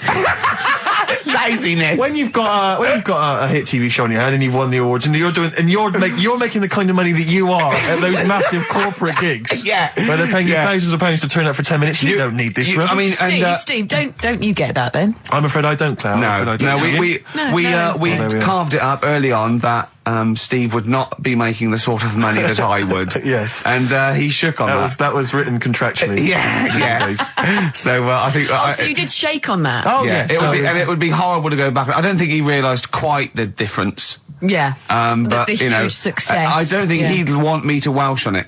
Right. I don't think he'd be happy with himself if I gave him any. I couldn't live with myself if you gave me some of that cash. Well, what should we play then? Should we play some? Should we play the Strokes or something? By playing the Strokes. Oh, go on then. That's stuff. Oh, thank God for that. There's an email here from Davey Look, Monroe. it's lit up. No, wait a minute. Look at that. Oh my God! They've gone mad. They answer it. Put them live. Oh. They might know the answer. Hang on. We'll give them some. We'll give them some CD. How do you put it live? Why do you figure that out? Let me just read this email. Go on. If you're having to play, it says here, if you're having to play extra ad breaks and 8-minute long songs, it just goes to show who provides all the material for that radio show of yours. Did Karl secretly write The Office as well? And I think to myself, it's like, what do you want from us? Just see if someone's on the The phone. most incredible rock and roll tunes ever laid down on vinyl, and you're whinging. I know. Because you'd rather have our inane banter. What kind of a person are you? No, they'd rather have Karl's inane banter. Clearly. Don't big your I've roll just- up. They don't okay. want us at all, Steve. I've just had a phone call from a very nice girl saying, "Where's Karl?" I said, "Well, he's back next week. Well, what's wrong with me?" She went, "No, you're lovely, Claire." She said, "But Karl calms the other two down." Sure, Really? sure. Can we just see if someone's on the phone? Is Yeah, go anyone on there? then. Right, what are we going to give him? We're going to give him some got nothing. CDs or We're something. running on Well, it. take the name. Right. Anyone there? Hello? Hello? Oh, God, there's someone there. Oh, I've got to put my headphones on. Oh, hang on. Oh, What was the lyric again? Stay Rick? there, please. All right. It's on America's tortured brow that Mickey Mouse has grown up a cow. Life on Mars. David. Life on Mars, David Bowie. It's easy as that. Hey. What's your name? It's John Ball. John Ball. John, I'll be honest with you, we got nothing. We got nothing to give you. It's not good enough. No, we'll get him some. We'll give him an office CD. It doesn't. and some... We can't keep doing that, Rick. It's We've got pathetic. nothing Yes, else. They you don't can. give us anything, do they? They don't. It's the wonder we get into the building. No one's know, around I know. on Saturdays. No one cares. Office DVD. Yeah, What okay. would you really like, though, if you could have anything? Yeah, Office DVD. See? There you Fair enough, go. fair Brilliant. Okay. Stay on the line, mate, and I'll get you details, okay? Excellent. That was a competition. We did. That was like real radio. Well done. It was like real radio. Now we've got to play David Bowie, haven't we? That's what they Calm do. down, Rick, you are- I can see what you mean. No, but Foxy would have it Well, you're lined up. Rick, you're going to have a heart attack. Am I? Live on air. I mean, Yeah. the dramatic radio, and that's Sony Award winning. I know that. Any kind of. I seem to remember when Tony Blackburn had his breakdown on there. I think did he win awards for that? I mean, it was pretty impressive stuff. It was pretty intense. Yeah, what breakdown award? Have a breakdown. Yeah, Excellent. This year's best breakdown on radio. Totally Blackburn. Yeah, but Or Tessa, marry me. yeah, it was something like that, wasn't it? Yeah. He played the same song again and again and again. Must Did be he? fascinating radio. That sounds like Capital Now. Oh, that's satire. High five. Nice We've one. done there. Oh, well done. Well done. Are we owned by Capital? You've We are, got, aren't we? yeah. Remember what happened last time? Sure. And now Richard Park, who owned Capital, is the Grandmaster. What? The Grandmaster? He's the grandfather. No, he's a headmaster of Fame Academy. Oh, is he? Yeah. Okay, let's play a record now, because you have to lie down, because you're just getting so worked up and now. I can tell when there's an excitement and enthusiasm and sweat, beads of sweat run down Well, your it brow. started off so badly, we had nothing, but then I did a competition, gave away some things. You've got an email that really annoyed you, haven't you? Well, we can talk about that later. Yeah. But yeah, whenever I see beads of sweat, I know, because that's not the Jeez. Ricky Gervais I know. Okay. It worries me. You never work yourself up into any kind of sweat. Okay, so you need to let's just play. chill out, calm down. We're going so well now, aren't we? What about a bit of Beck? Let's have a lovely bit of Beck, just to chill everything out, just calm everything down. Yeah. All right. Yeah. All right, relax. Yeah. Okay, Yeah. there you are, you Yeah. see, he's gone. Yeah. Yeah. Tell them about that email you just Well, got. this guy- Right, I got to tell I nearly said the fans! People who happen to be listening to XFM waiting for the person after us. Who's on next? Natasha's not with the football show. Right, Steve was genuinely annoyed. I laughed, right? Steve was genuinely annoyed. He doesn't like rudeness or people insulting him from a distance. I'm not sure I can find it. Oh, what was it? Oh, you got to find it. Well, hang on, let me, Oh, hang on. This is good radio as well. The sound of a mouse clicking in the distance. Well, I'll just sure, keep you sprung talking. it on me. I'll just keep talking. Come on, you can come up with some magic. What was Scooby-Doo on about? A talking dog? That's a bit weird, isn't it? Oh, what is that? And then, right, what was that? Wacky Races. I don't know. Wait a minute. So why did they run, the cavemen, if they had the car? I've got it. I've got it. Right. Okay. This is an email. This is an email that was sent through. Right. And this is my feeling. I think if you're going to email an insult, you've got to at least be clear what the insult is. You can't make me do the work. You can't make me try and guess or figure out. No, it's like sending someone hate mail and they have to pay postage. Yeah, exactly. You go, well, if you're gonna... Exactly. Or making an obscene phone call, but collect. The postman charges you 25p before he hands you a letter bomb. Yeah. Go on. It says, merchant. It opens with merchant. Who are you, call sad, exclamation mark. At least my mother still don't cut my hair. Merchant. Who are you, call sad? At least my mother still don't cut my hair. Is it an anagram? I don't know. I feel like it's been translated from the French. It's a Japanese fella who hates you. Exactly. And he's got a Japanese English dictionary. It's just literal. So, how does he know your mum cut your hair then? You've never said that on there, have you? It's not true, Gervais. Can I just say, I think your hair looks really nicely. I've known you for about 5 years now, and it's lovely. I laughed at you needing someone to say it. It looks fine. Yeah, it looks good. What do you mean it looks fine? It does look good. It looks good. He's got a little bit of product on it, hasn't he? Yeah, he has. Maybe I have. A little bit of hair gel. Maybe Gavin had his fingers all over it yesterday. Yeah, I have my hair cut by Gavin of West Hampstead. Is it called? Is what it's called, Gavin, or is he a bloke who works in? It's a Gavin who works in a barber shop. Do you use that fudge stuff? Sorry, no. But seriously, I use a form of clay, a moulding clay. Yeah, that's Gavin recommended it. Yeah. Gavin recommended it, and I've been very happy so far. Hold on, though. Rick, what do you use? I don't. Yeah. Don't. I just sort of. Well, that's obvious. No, I just sort of like comb it back and whatever way it falls, really. Yeah. You had more questions about Gavin? Good to hear that again. It's fantastic. Waiting on a Friend by the Rolling Stones. Yeah? Go on then, Carl. On XFM 104.9, Ricky Gervais, Steve Merchant, Karl Pilkington. Go on. Right, this one. Remember Blockbusters? Uh-huh. Right, this one is good, and we'll do this one. Rockbusters. And remember how Bob Holness used to give you a letter? Yeah. And it'd give you a question, and the answer to that question is that letter? Yes. Right, well, it works like that. So if I said to you, we'll test it out on you, Steve, right? Right, welcome to the show and that. Hello. Let's play, right? And I say, right, your first one is W. Mm-hmm. And the cryptic clue, because it's done like crosswords. Okay. So not quite like Blockbusters. Well, this young man prepared for his death. And it's a W, so the answer. And it's not always going to be like our sort of music, it can be any sort of music that's out there. So the W is the name of the answer. I understand that, but is the answer always the band name, or is it? Yeah. It's always the band name, is it, or the artist? Yeah. And so would the W be the surname, or would you have both the initials if it was someone's name? Would Elvis Presley be EP? Don't get annoyed, Carl. These are questions that I knew would be asked. I know this. You tested it on me, so you've got to tell them. We need to know point. the rules. If it was Elvis, I'd probably do E. No. Give him the answer. Give him the answer. Right, did you hear the clue? No, give me the clue again then. So the letter is It W. is a cryptic clue. The clue's fine. Listen, and the clue is, this young man prepared for his death. This young man prepared for his death. Yeah. This young man prepared for his death. And it's a W, and it's his first name. That's what he needs Well, to see, know. that's the, yeah. Yeah, but I don't... Well, shouldn't we have the initials? Wouldn't that make it easier? I mean, yeah, but it didn't do that on Blockbusters, it just had one letter. They did if it was if... The gold run, they often had 3 or 4. Did they? Letters, yeah. But it was normally just one word. It wouldn't have been a name or something. Alright then. W-Y. W-Y. Will Young. Excellent. I Right, didn't understand it. What was this the young Will man... prepared for this young man.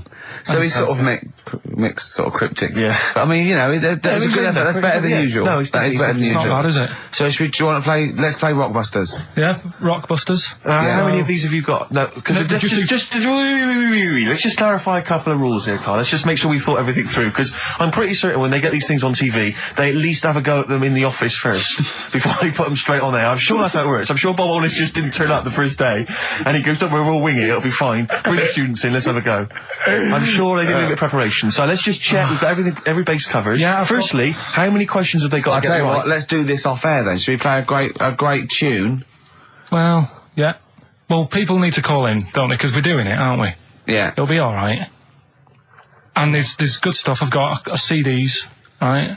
I've got some compilation stuff and a couple of videos and that, so that's what they're playing for. Call up now, 08700 800 1234. Get them on the air, we'll play the game. Brilliant. Yeah? Yeah. Is that what we're doing? Bit of The Cure. Brilliant, Pulp. Good news and bad news. Bad news is we have got enough callers to play Carl's game. The good news is we don't have to pay any more adverts in this show. So, if it doesn't work, sod it. Right, who have you got on the line, Carl? Sam. Now, let's just remind ourselves, what's the game?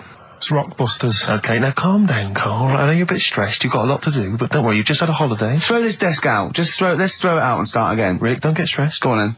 People wouldn't think it was us if this show wasn't, half-baked and ill-formed and generally shoddy. That's what they've grown to love. Okay, alright. Sam? Hello? Is it sounding alright today? It is. It's just about. Right. Cheers. Sounded worse. Right then. Yeah.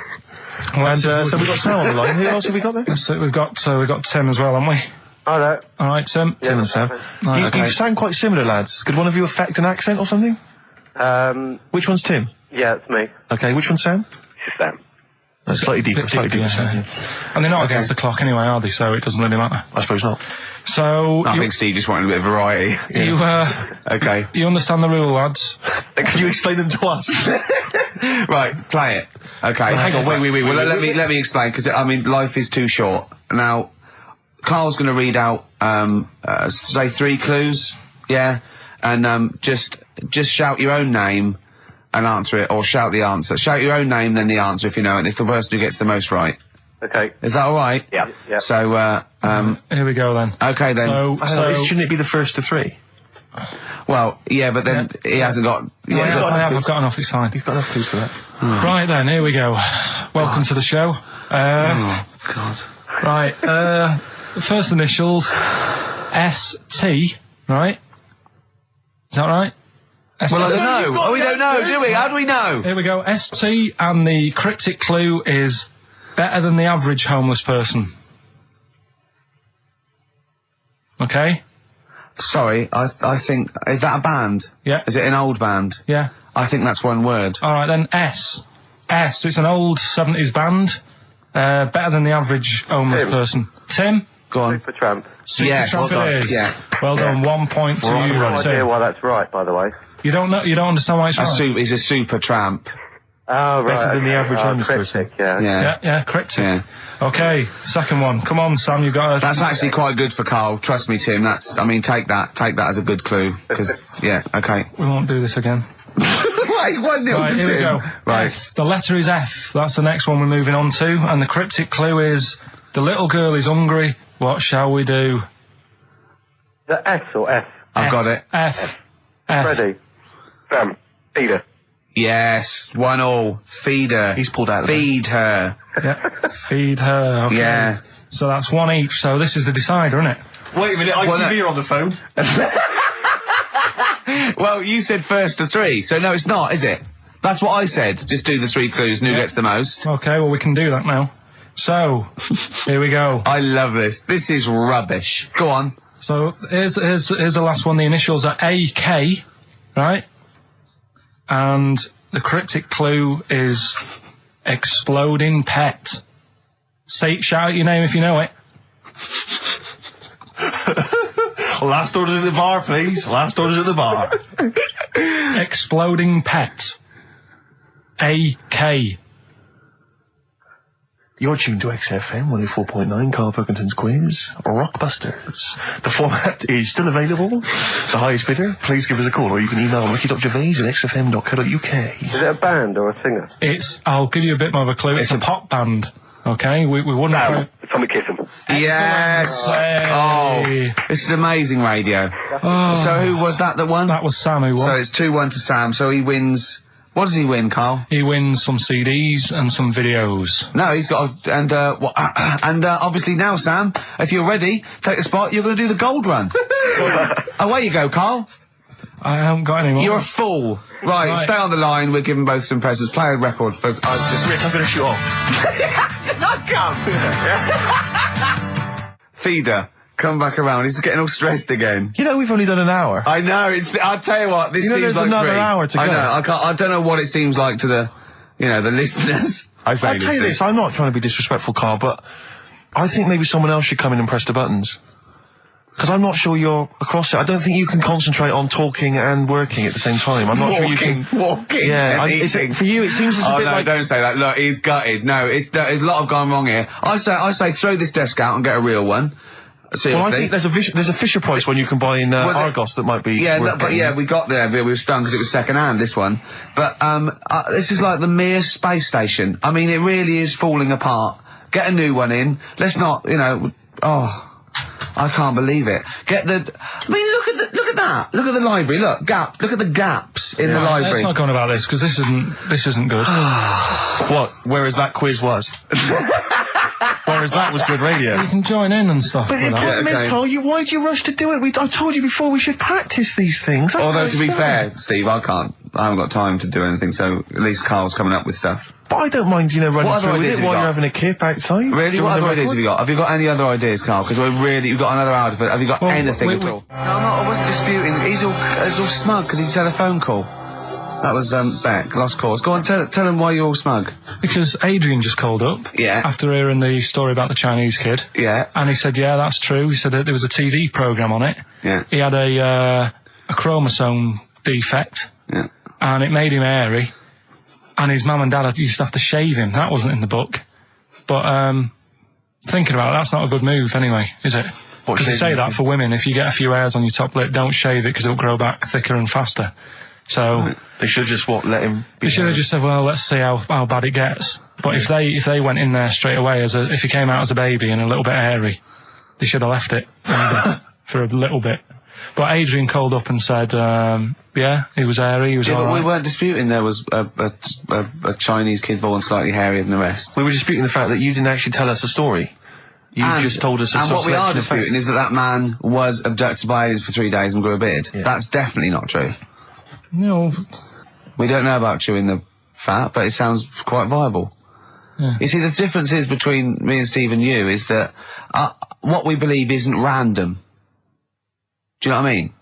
It's not random. The things we don't believe stuff just because it's interesting. It's not every other thing we believe and every other thing we don't. I think Carl believes stuff if it's interesting. Yeah, I know. Yeah. If he thinks, intriguing. Fact. That song's got a good story. Okay. Yeah, love it, snappy. Go on. There's loads of songs out there, isn't there, with songs that you couldn't fade out. When you hear them on the radio and that, you don't want anyone to talk over the start or the end. Yeah. Because remember we did this one before with Killing a Georgie by Rod Stewart? Yep. And I was a bit worried that it might have been a true story, because we were, joking about it. And he went, oh, you know that Killing a Georgie? He went, I think it is a true story. I went, why? He went, I listened to it again, and Rod Stewart at the beginning says, this is one of my best friends.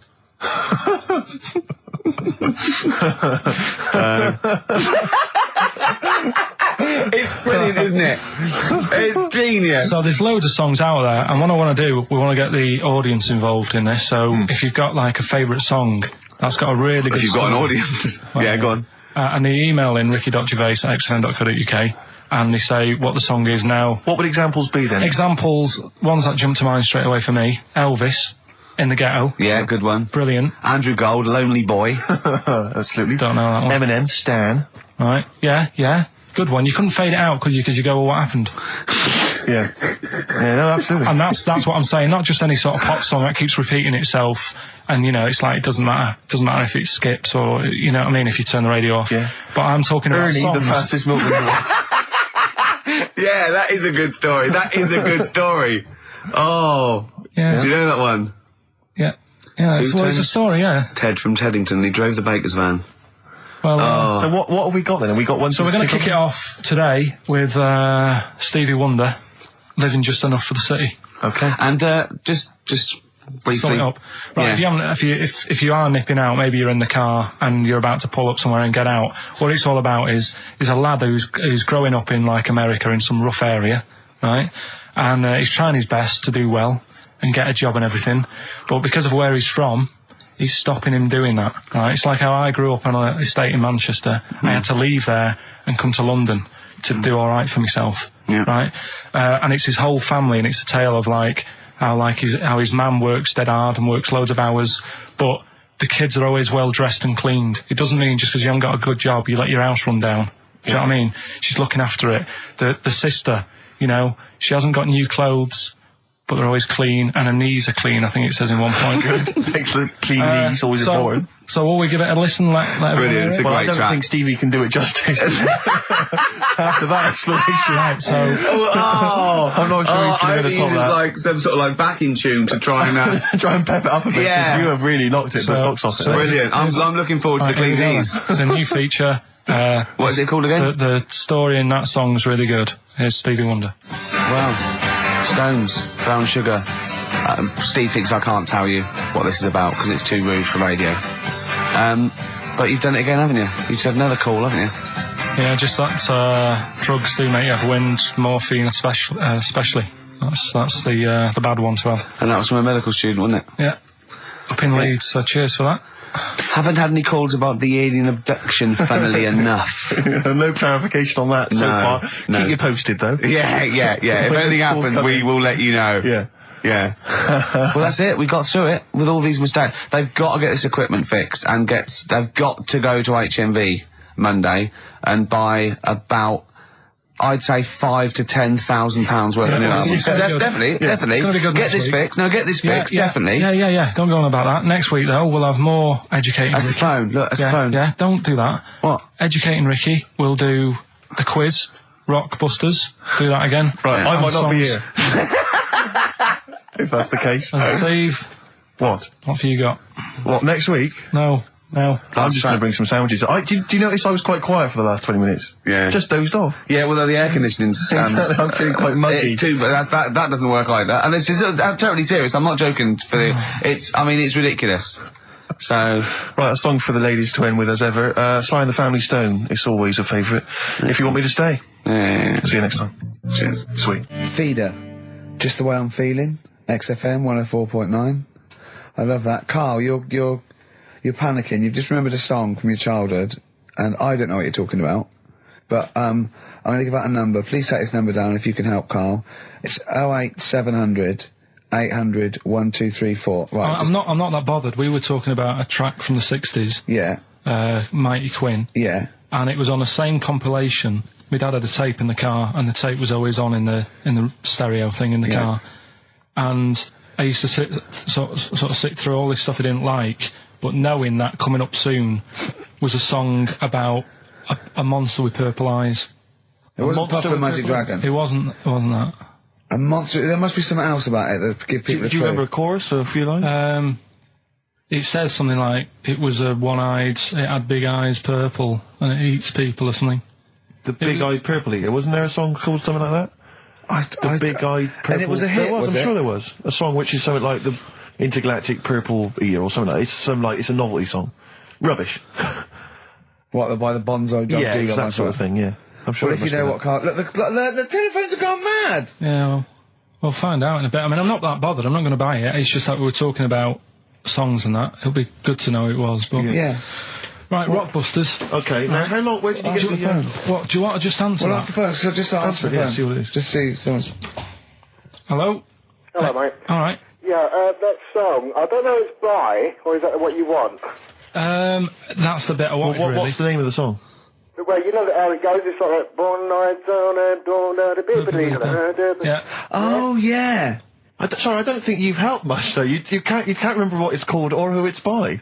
Well, no, I mean, I know the tune, but that's about it. But he's It done seems well. to me- Steve, yeah, he's done well. He's given up his spare time to call in and sing us a song. Don't diss him. Rick, I'm concerned he's just only marginally remembering it more than Carl is. It was actually in, I think it was in the Blob. No, it was in something like the Blob, actually. I think Steve McQueen was driving away and it was running in a sequence. This is so very familiar. Thanks very much, mate. See if we can get a title off someone.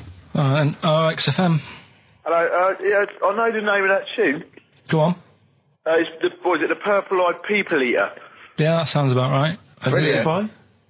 Yeah, well, I'm just at work and, Who is it by? It came to my mind. Do you know who it's by?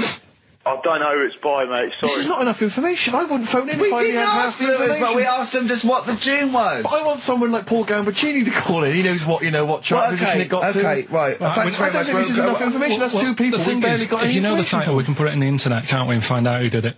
Yeah. That's full of Brilliant. information. Well, thank you very much for calling in. I don't know why they bothered, frankly. Sorry, no, I mean, I just think if you're going to bother to call in a radio station, have the facts. Have all the facts you have. Well, he hasn't got the facts, and he runs the radio station. He doesn't run it. They keep him here like a mascot. He's like a pet, isn't he? They have him running around the office. God. Now listen, it's Rockbusters. I've got the prizes here. Rick, I'll be honest with you. I mean, we've given away some shoddy stuff in the past. This is the worst collection. Is it? This is really scraping the bottom of the barrel, Carl. I mean, hold on, the how many more of these can we give away? If you're still phoning, hang up because we're not going to bother anymore. We're really sorry about that. Maybe email us or something. Lonesome Day by Bruce Springsteen from his new album The Rising on XFM 104.9. Ricky Gervais, Steve Merchant, Karl Pilkington. Foreman just phoned in and said to Karl, stick up for yourself. Don't listen to that Merchant. He does my head in. He's so arrogant. I don't think I'm arrogant. I think I'm mean. Yeah. I just think I'm sort of objectionable. I don't think it's arrogance. I think it's sort of nastiness. Yeah. I'm just not a very nice person. But believe me, I'm not arrogant. I think I'm pathetic. We've had a lot of emails saying, could you bring back White Van Carl? Oh, yeah. Which is that section of the show where we ask the questions that the Sun asks someone else, random punters of Carl. But sadly, recently, they've got very politicised and very kind of, basically a little bit depressing. So there's not really anything appropriate. Supergrass, Seen the Light, XFM 104.9. We're a little bit worried. We might have a technical hitch here.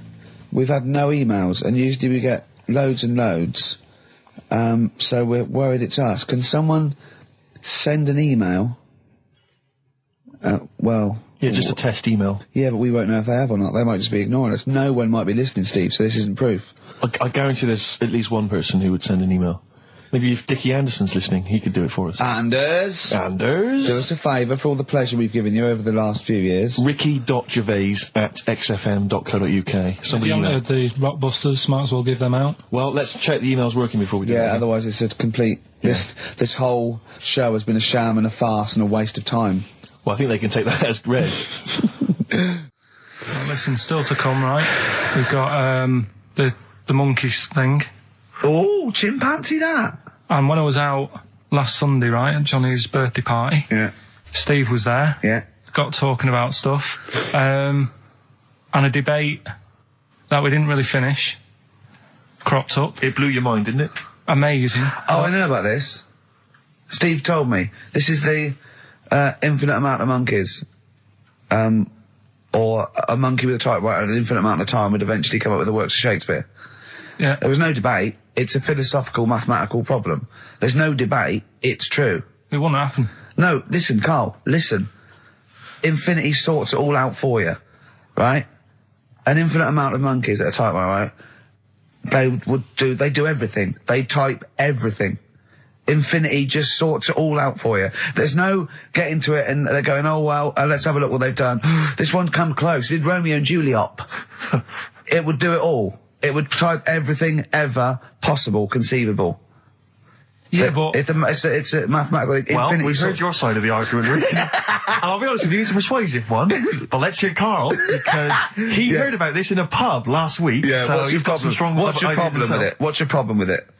Well, first of all, right, you're saying it's a load of monkeys. It's not just one monkey that depends. Can live forever. No, wait. It's either a chimpanzee with a typewriter with an infinite amount of time. He would eventually, by definition, mathematically, type everything ever possible, okay? Or it's an infinite amount of chimps with typewriters, and one of them will type it first time. But already that's not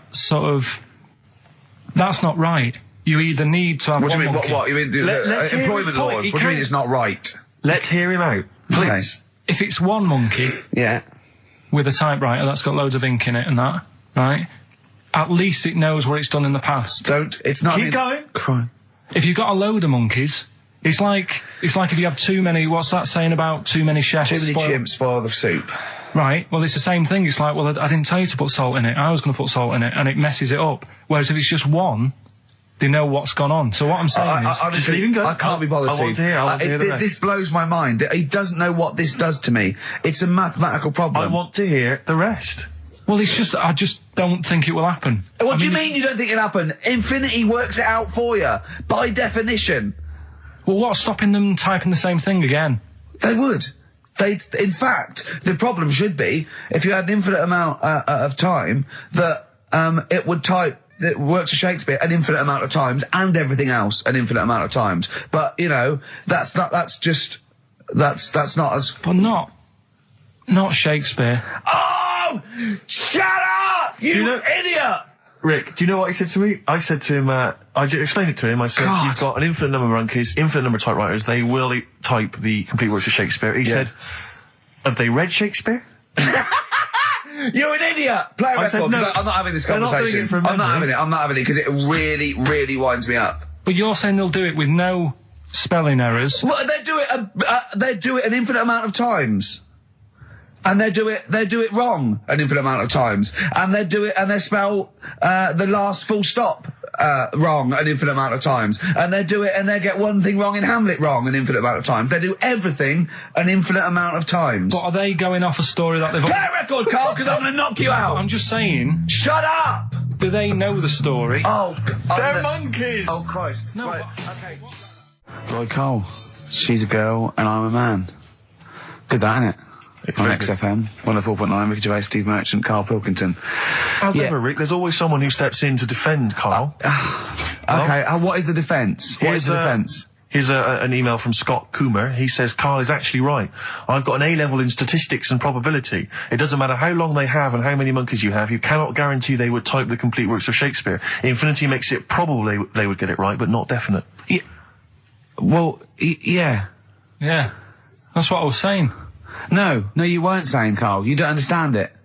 Infinity sort of sorts it out. That if they do anything, they nearly do everything, won't they? No, I mean they'll give it a good shot. No, that's not the point. But the I'd point be is surprised if they did one page right. Right, listen. It's not to do with consciousness. It's not to do with them aiming. They are just bashing away at the keyboard. It's like they're used to show that there isn't consciousness. They chose the chimpanzee because it can type, presumably, hit the keyboard. It's because they hadn't come across you at the time. Yeah. It's to take out thought out of it. It's to take out reason and trying, right? It's just random. They're saying that if you typed enough things, if a computer was left typing everything, if you left it for an infinite amount of time, and they chose Shakespeare because there is meaning behind it, and it's difficult to get it exactly right, to show you that Infinity would come up with it's not just Shakespeare, it's every novel. It's everything. Fairly eloquent there from Gervais. A quick riposte, please, from Karl Pilkington. No, I'm just saying, what I don't understand, if it hasn't read it, then how does it know where it's going? Listen, right, listen, right, Can I just explain to people, right? Some people have said, why are you cruel to Karl? He drives me mental with things like that. What do you mean, well? Let me just take a breather. How do I do your editing? He keeps coming in the week. You know that I work here properly, in the week, don't I? Yeah, I've got a proper job, Yeah. Should be 9 to 5, but I normally get in at about 8 o'clock and work. A lot of people get in at 8 o'clock. Working hard, trying to do my job. 3 times this week, I've been rushing around. I walked past my little studio. He's sat in there, alright? Now, because I've got this sort of job, I can get away with it. I said to him, if I was a doctor... would he keep coming to me practice? If you were a doctor, there'd be severe problems with the NHS. Imagine that.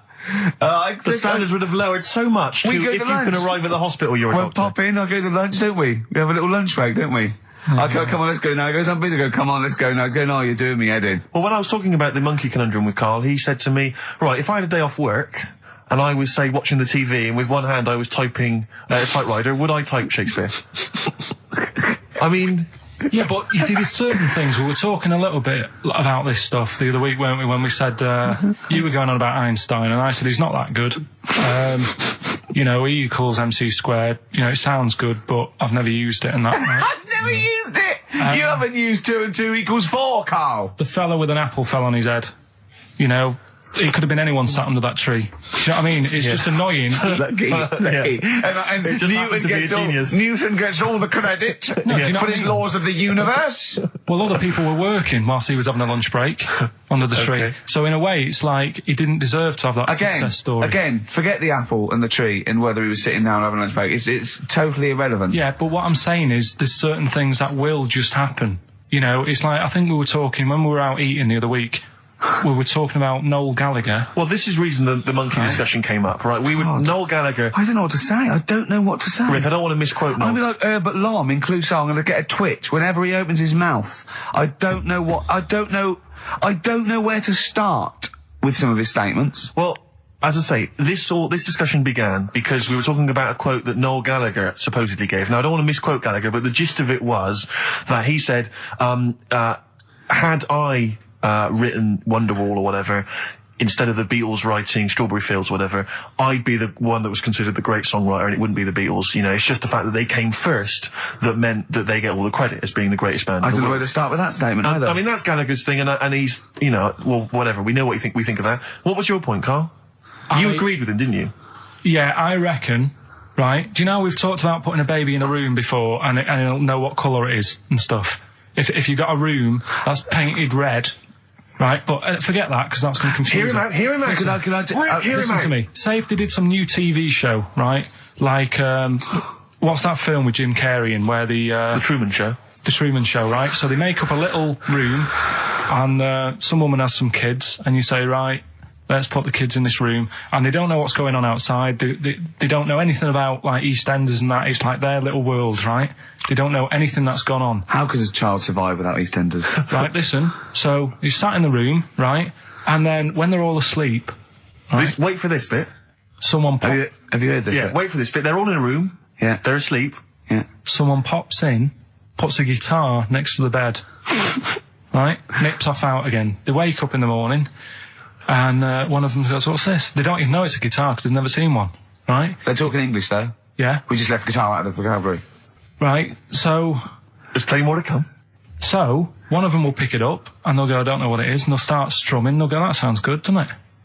Give them a few weeks, they could come up with Hey Jude. Whereas, type in Shakespeare... A monkey that can't even spell. I see that. Can't answer it. I might come with you, Rick, if that's all right. We've got to sort out that Christmas special as well. Yeah, no, sure. All right, I'll see you later. I'm shooting off then as well. Flaming Lips. Yoshimi battles the Pink Robots on XFM 104.9. Before the ad break, Steve Miller Band, Fly Like an Eagle. Great track. Lovely to hear that. Brilliant track. We're not scared of playing that sort of stuff, are we? Indeed. We've got some great... I think we're underestimated here. People think we're just like, you know, two guys and a buffoon in a room. But we're so much more than that. We try and put together a whole package for them, don't we? For their Saturday afternoon listening pleasure. If there was an infinite number of us three in an infinite number of studios, broadcasting for an infinite number of shows, would we ever do anything half decent? Yeah, we eventually... Would we ultimately come up with something quite good? What was that email that you were laughing at? I can't, it's too rude. What does it say? It's too nasty. Oh, go on, give me the gist of it. The gist of it was that it would mean that if there was that infinite number of monkeys, eventually, besides the fact that they would type the complete works of Shakespeare, they would also type the sentence, Karl Pilkington is a genius. But the email also said it would also type, Ricky Gervais is I can't say the word, but, I know. Yeah. But a number of times they type it and write, Karl Pilkington is a genius, and Ricky Gervais is a cund. Exactly. Yeah, that would be there a lot. Come on, someone talk. I'm looking at his face, his headphones are too loud. Instead of turning them down, he's just grimacing, going, these are too loud. I don't understand it. Yeah, how have you lived this long? How did you make it to 30 without getting squashed or eating something deadly poisonous? I told you, I used to choke a lot. We've had an email from... placebo, the bitter end. We've had an email from Andrew Forrest, who has just simply entitled it, Karl Pilkington. Oh, Karl Pilkington. What do you think of that? And that's got to be your new name from now on. I had a mate who used to use it. What, he used to call you that? Yeah. Was that your nickname at school, Pilkington? No, it's not my nickname. It is now. No, it's not. It is now. Pilkington. Pilkington. Oi, Pilkington. Oi, Pilkington. Pilkington, do my homework. Where do you live? Where do you come from? Pilkington? No, there's this lad who called Mark, right, who I used to go to school with, who used to call me that. And his mum, right, was like obsessed with cleaning.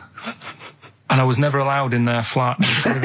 He makes the place look untidy. So she used to, I don't know if it was just me or all his mates, but I used to turn up and she goes, yeah, he is in, but you know what you've got to do? And I used to have to go round the side of his flat, and he had a computer, right, which he used to play. I didn't have one at that point, but he had one.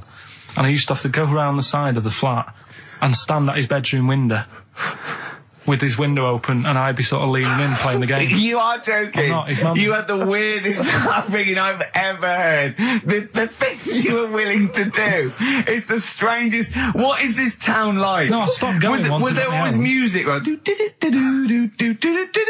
there's the horse in the house there. Oh, look at these two kids with big heads and webbed feet. All right, Ronnie. All right, Reggie.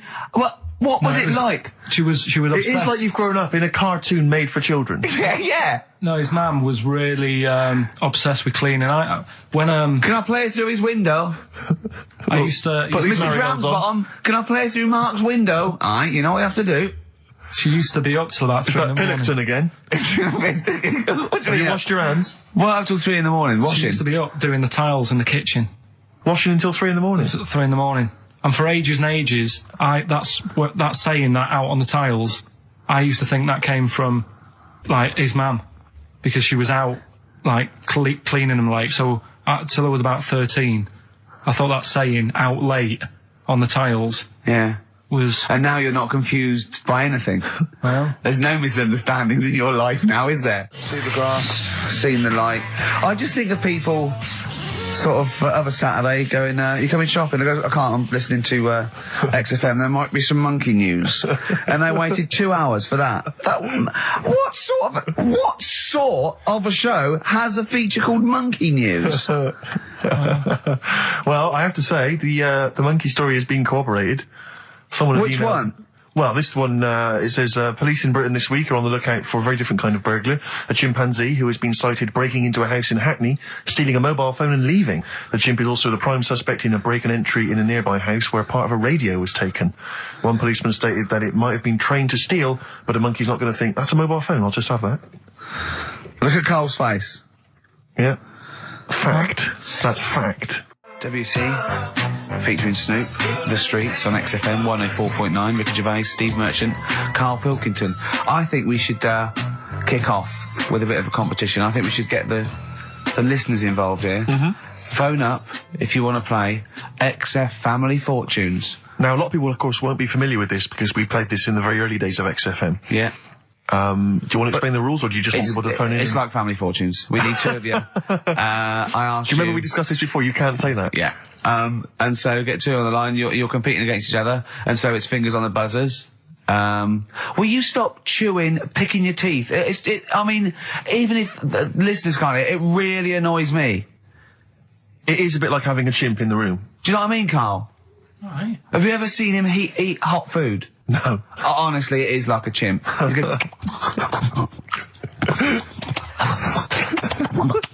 what are you doing? What? Just get... Oh, God. Or like the Cookie Monster. Yeah. Oh, God. I'm never annoying, Carl, so why are you? Do you know what I mean, Steve? You're so annoying. I'd say, have you been with him for trying to have lunch with Ricky? Yeah. It's the hardest thing possible. You wander around for hours. It's sort of a combination. It used to be bad even before he was a celebrity because he has a tolerance level. It's extraordinary. I mean, he is irritated by a car honking its horn in the street. He's like, I can't believe it. Let's go in here. I'm so angry.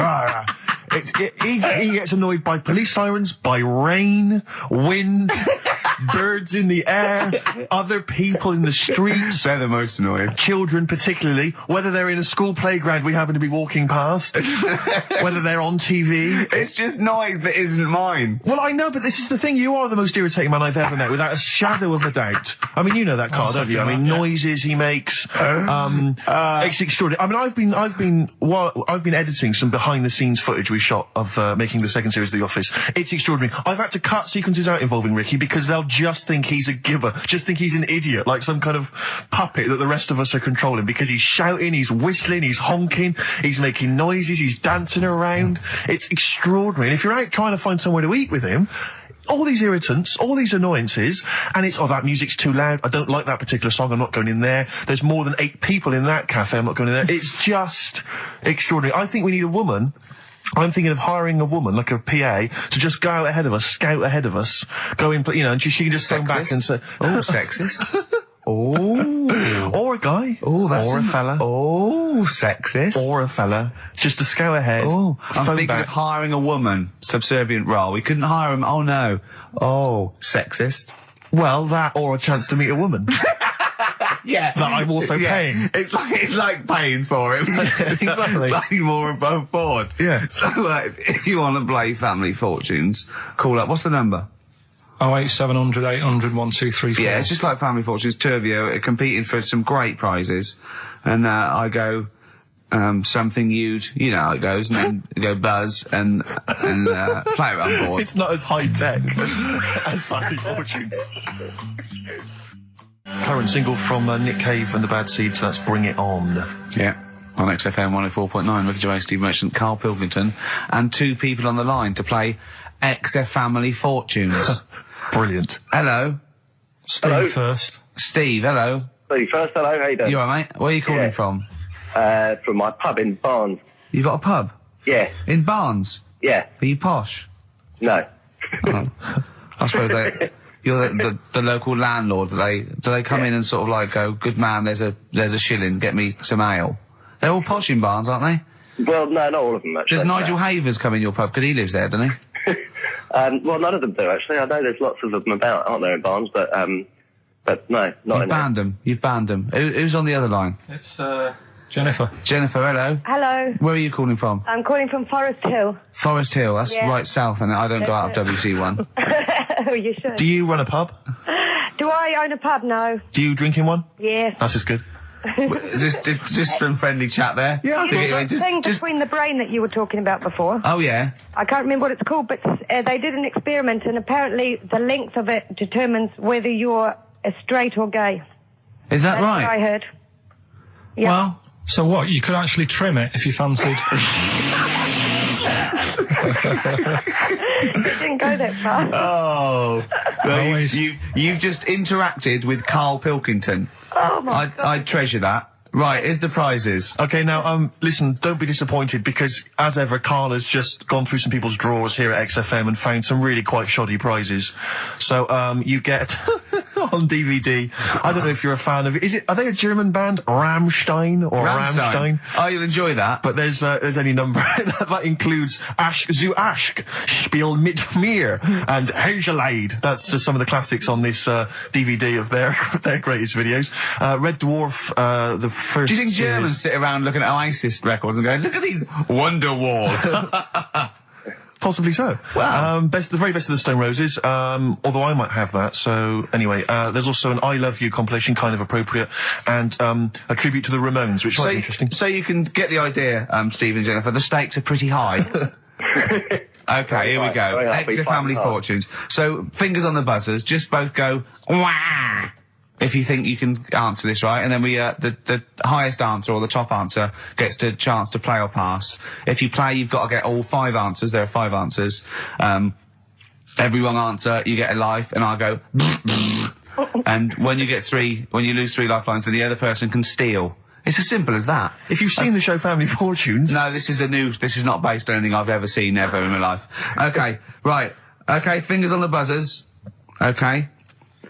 Name something. We asked 8 of my mates, right? Something you associate with Karl Pilkington. Okay, Jennifer, what? Silliness. Yeah, that's the top answer. Thick or dimness. Do you want to play or pass? Play, please. Okay. Stay tuned, Stephen, because you might be able to steal if she gets 3 wrong. Okay? Right, okay. Right, we've got a top answer. 4 to go. Thick or dimness is top answer, obviously. Okay, Jennifer, some other things associated with Karl. Comedy. You'd think so, wouldn't you? Yeah. No, I don't even know who he is.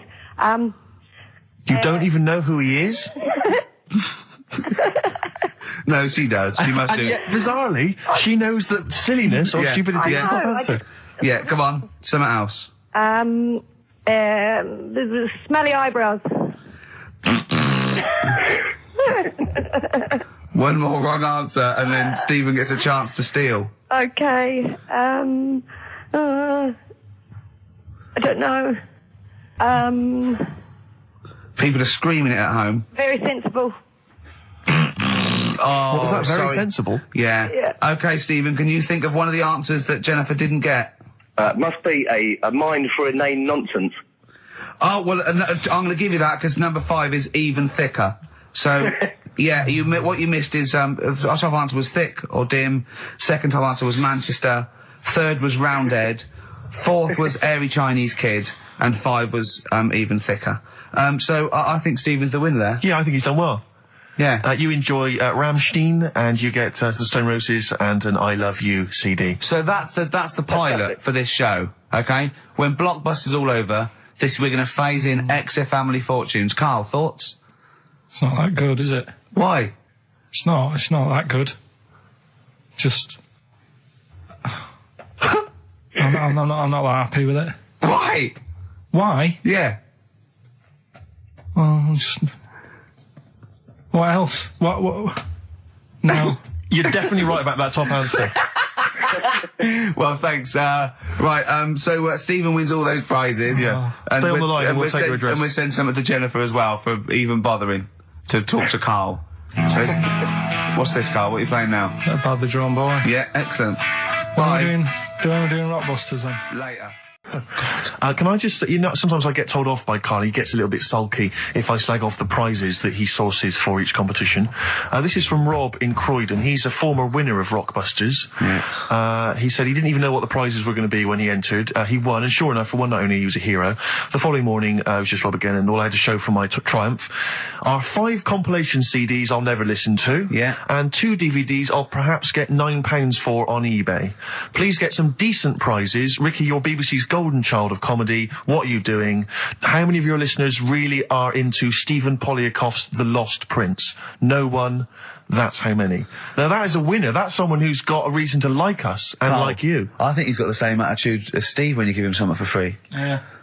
Yeah. Sorted you out with NERD tickets for last night. A lot of messing around, a lot of phoning round going on to get you them tickets. Yeah. Come in today.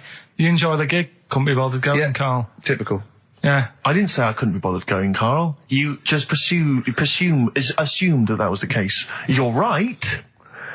But the point is this, Carl. Once you've given me the tickets, they are mine to do with as I see fit. The thing is, what annoys me is, right, I bet he hasn't even listened to them CDs. He might find something on there. That's his point, I think. Yeah, to be fair. But I don't want to give them stuff that's too good, because then they'll listen to CDs instead of XFM. Of course, there's always careful planning. So you always got an answer. Oh, Carl, you're my hero. We don't care, do we, Carl? Well, I think the prizes are all right considering what they've got to do. Do you know what I mean? Yeah. Right. It's just a bit of fun, for God's sake. So please do not blaspheme on air. Something else we're giving away. Go on. The Shining. It's more throwing away, isn't it? Once again, is it on video? Once again, it's on VHS. Just because you buy it out of your own money, Carl, stop being so mean. And I want to watch it tonight, because it's one of those films that... So you're going to watch this video, and then you're going to send it to someone as a prize? Yeah, it's one of them films that... Sorry, you just said yes to that without blinking. Oh, yeah. You don't think, like, Les Dennis doesn't have a quick go in the car on Family Fortune before he gives it away? It costs $5.99. Bowen has a go at those his and her towel racks.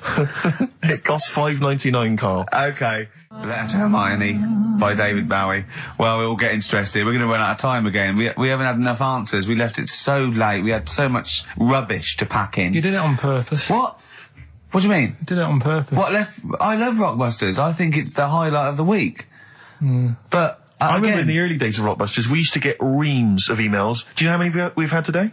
Go on. 2. Yeah, because we've just done it in the last link, and people have to think about it and do research. They have to guess, because I don't think XFM Family Fortunes is going to be a success. Don't knock XFM Family Fortunes, Carl. It ran on ITV for years. Right, well... Yeah, so has anyone got anything right, Carl? What we'll have to do just as well, we haven't got any prizes to give away anyway, because we gave them away our next month. Yeah, we're coming through now. Let's see. Just hang on a minute. Well, this isn't radio. You can't just sit here looking at a computer screen going, hold on. That isn't radio. Right, well, it'll have to be the one who got the closest, right?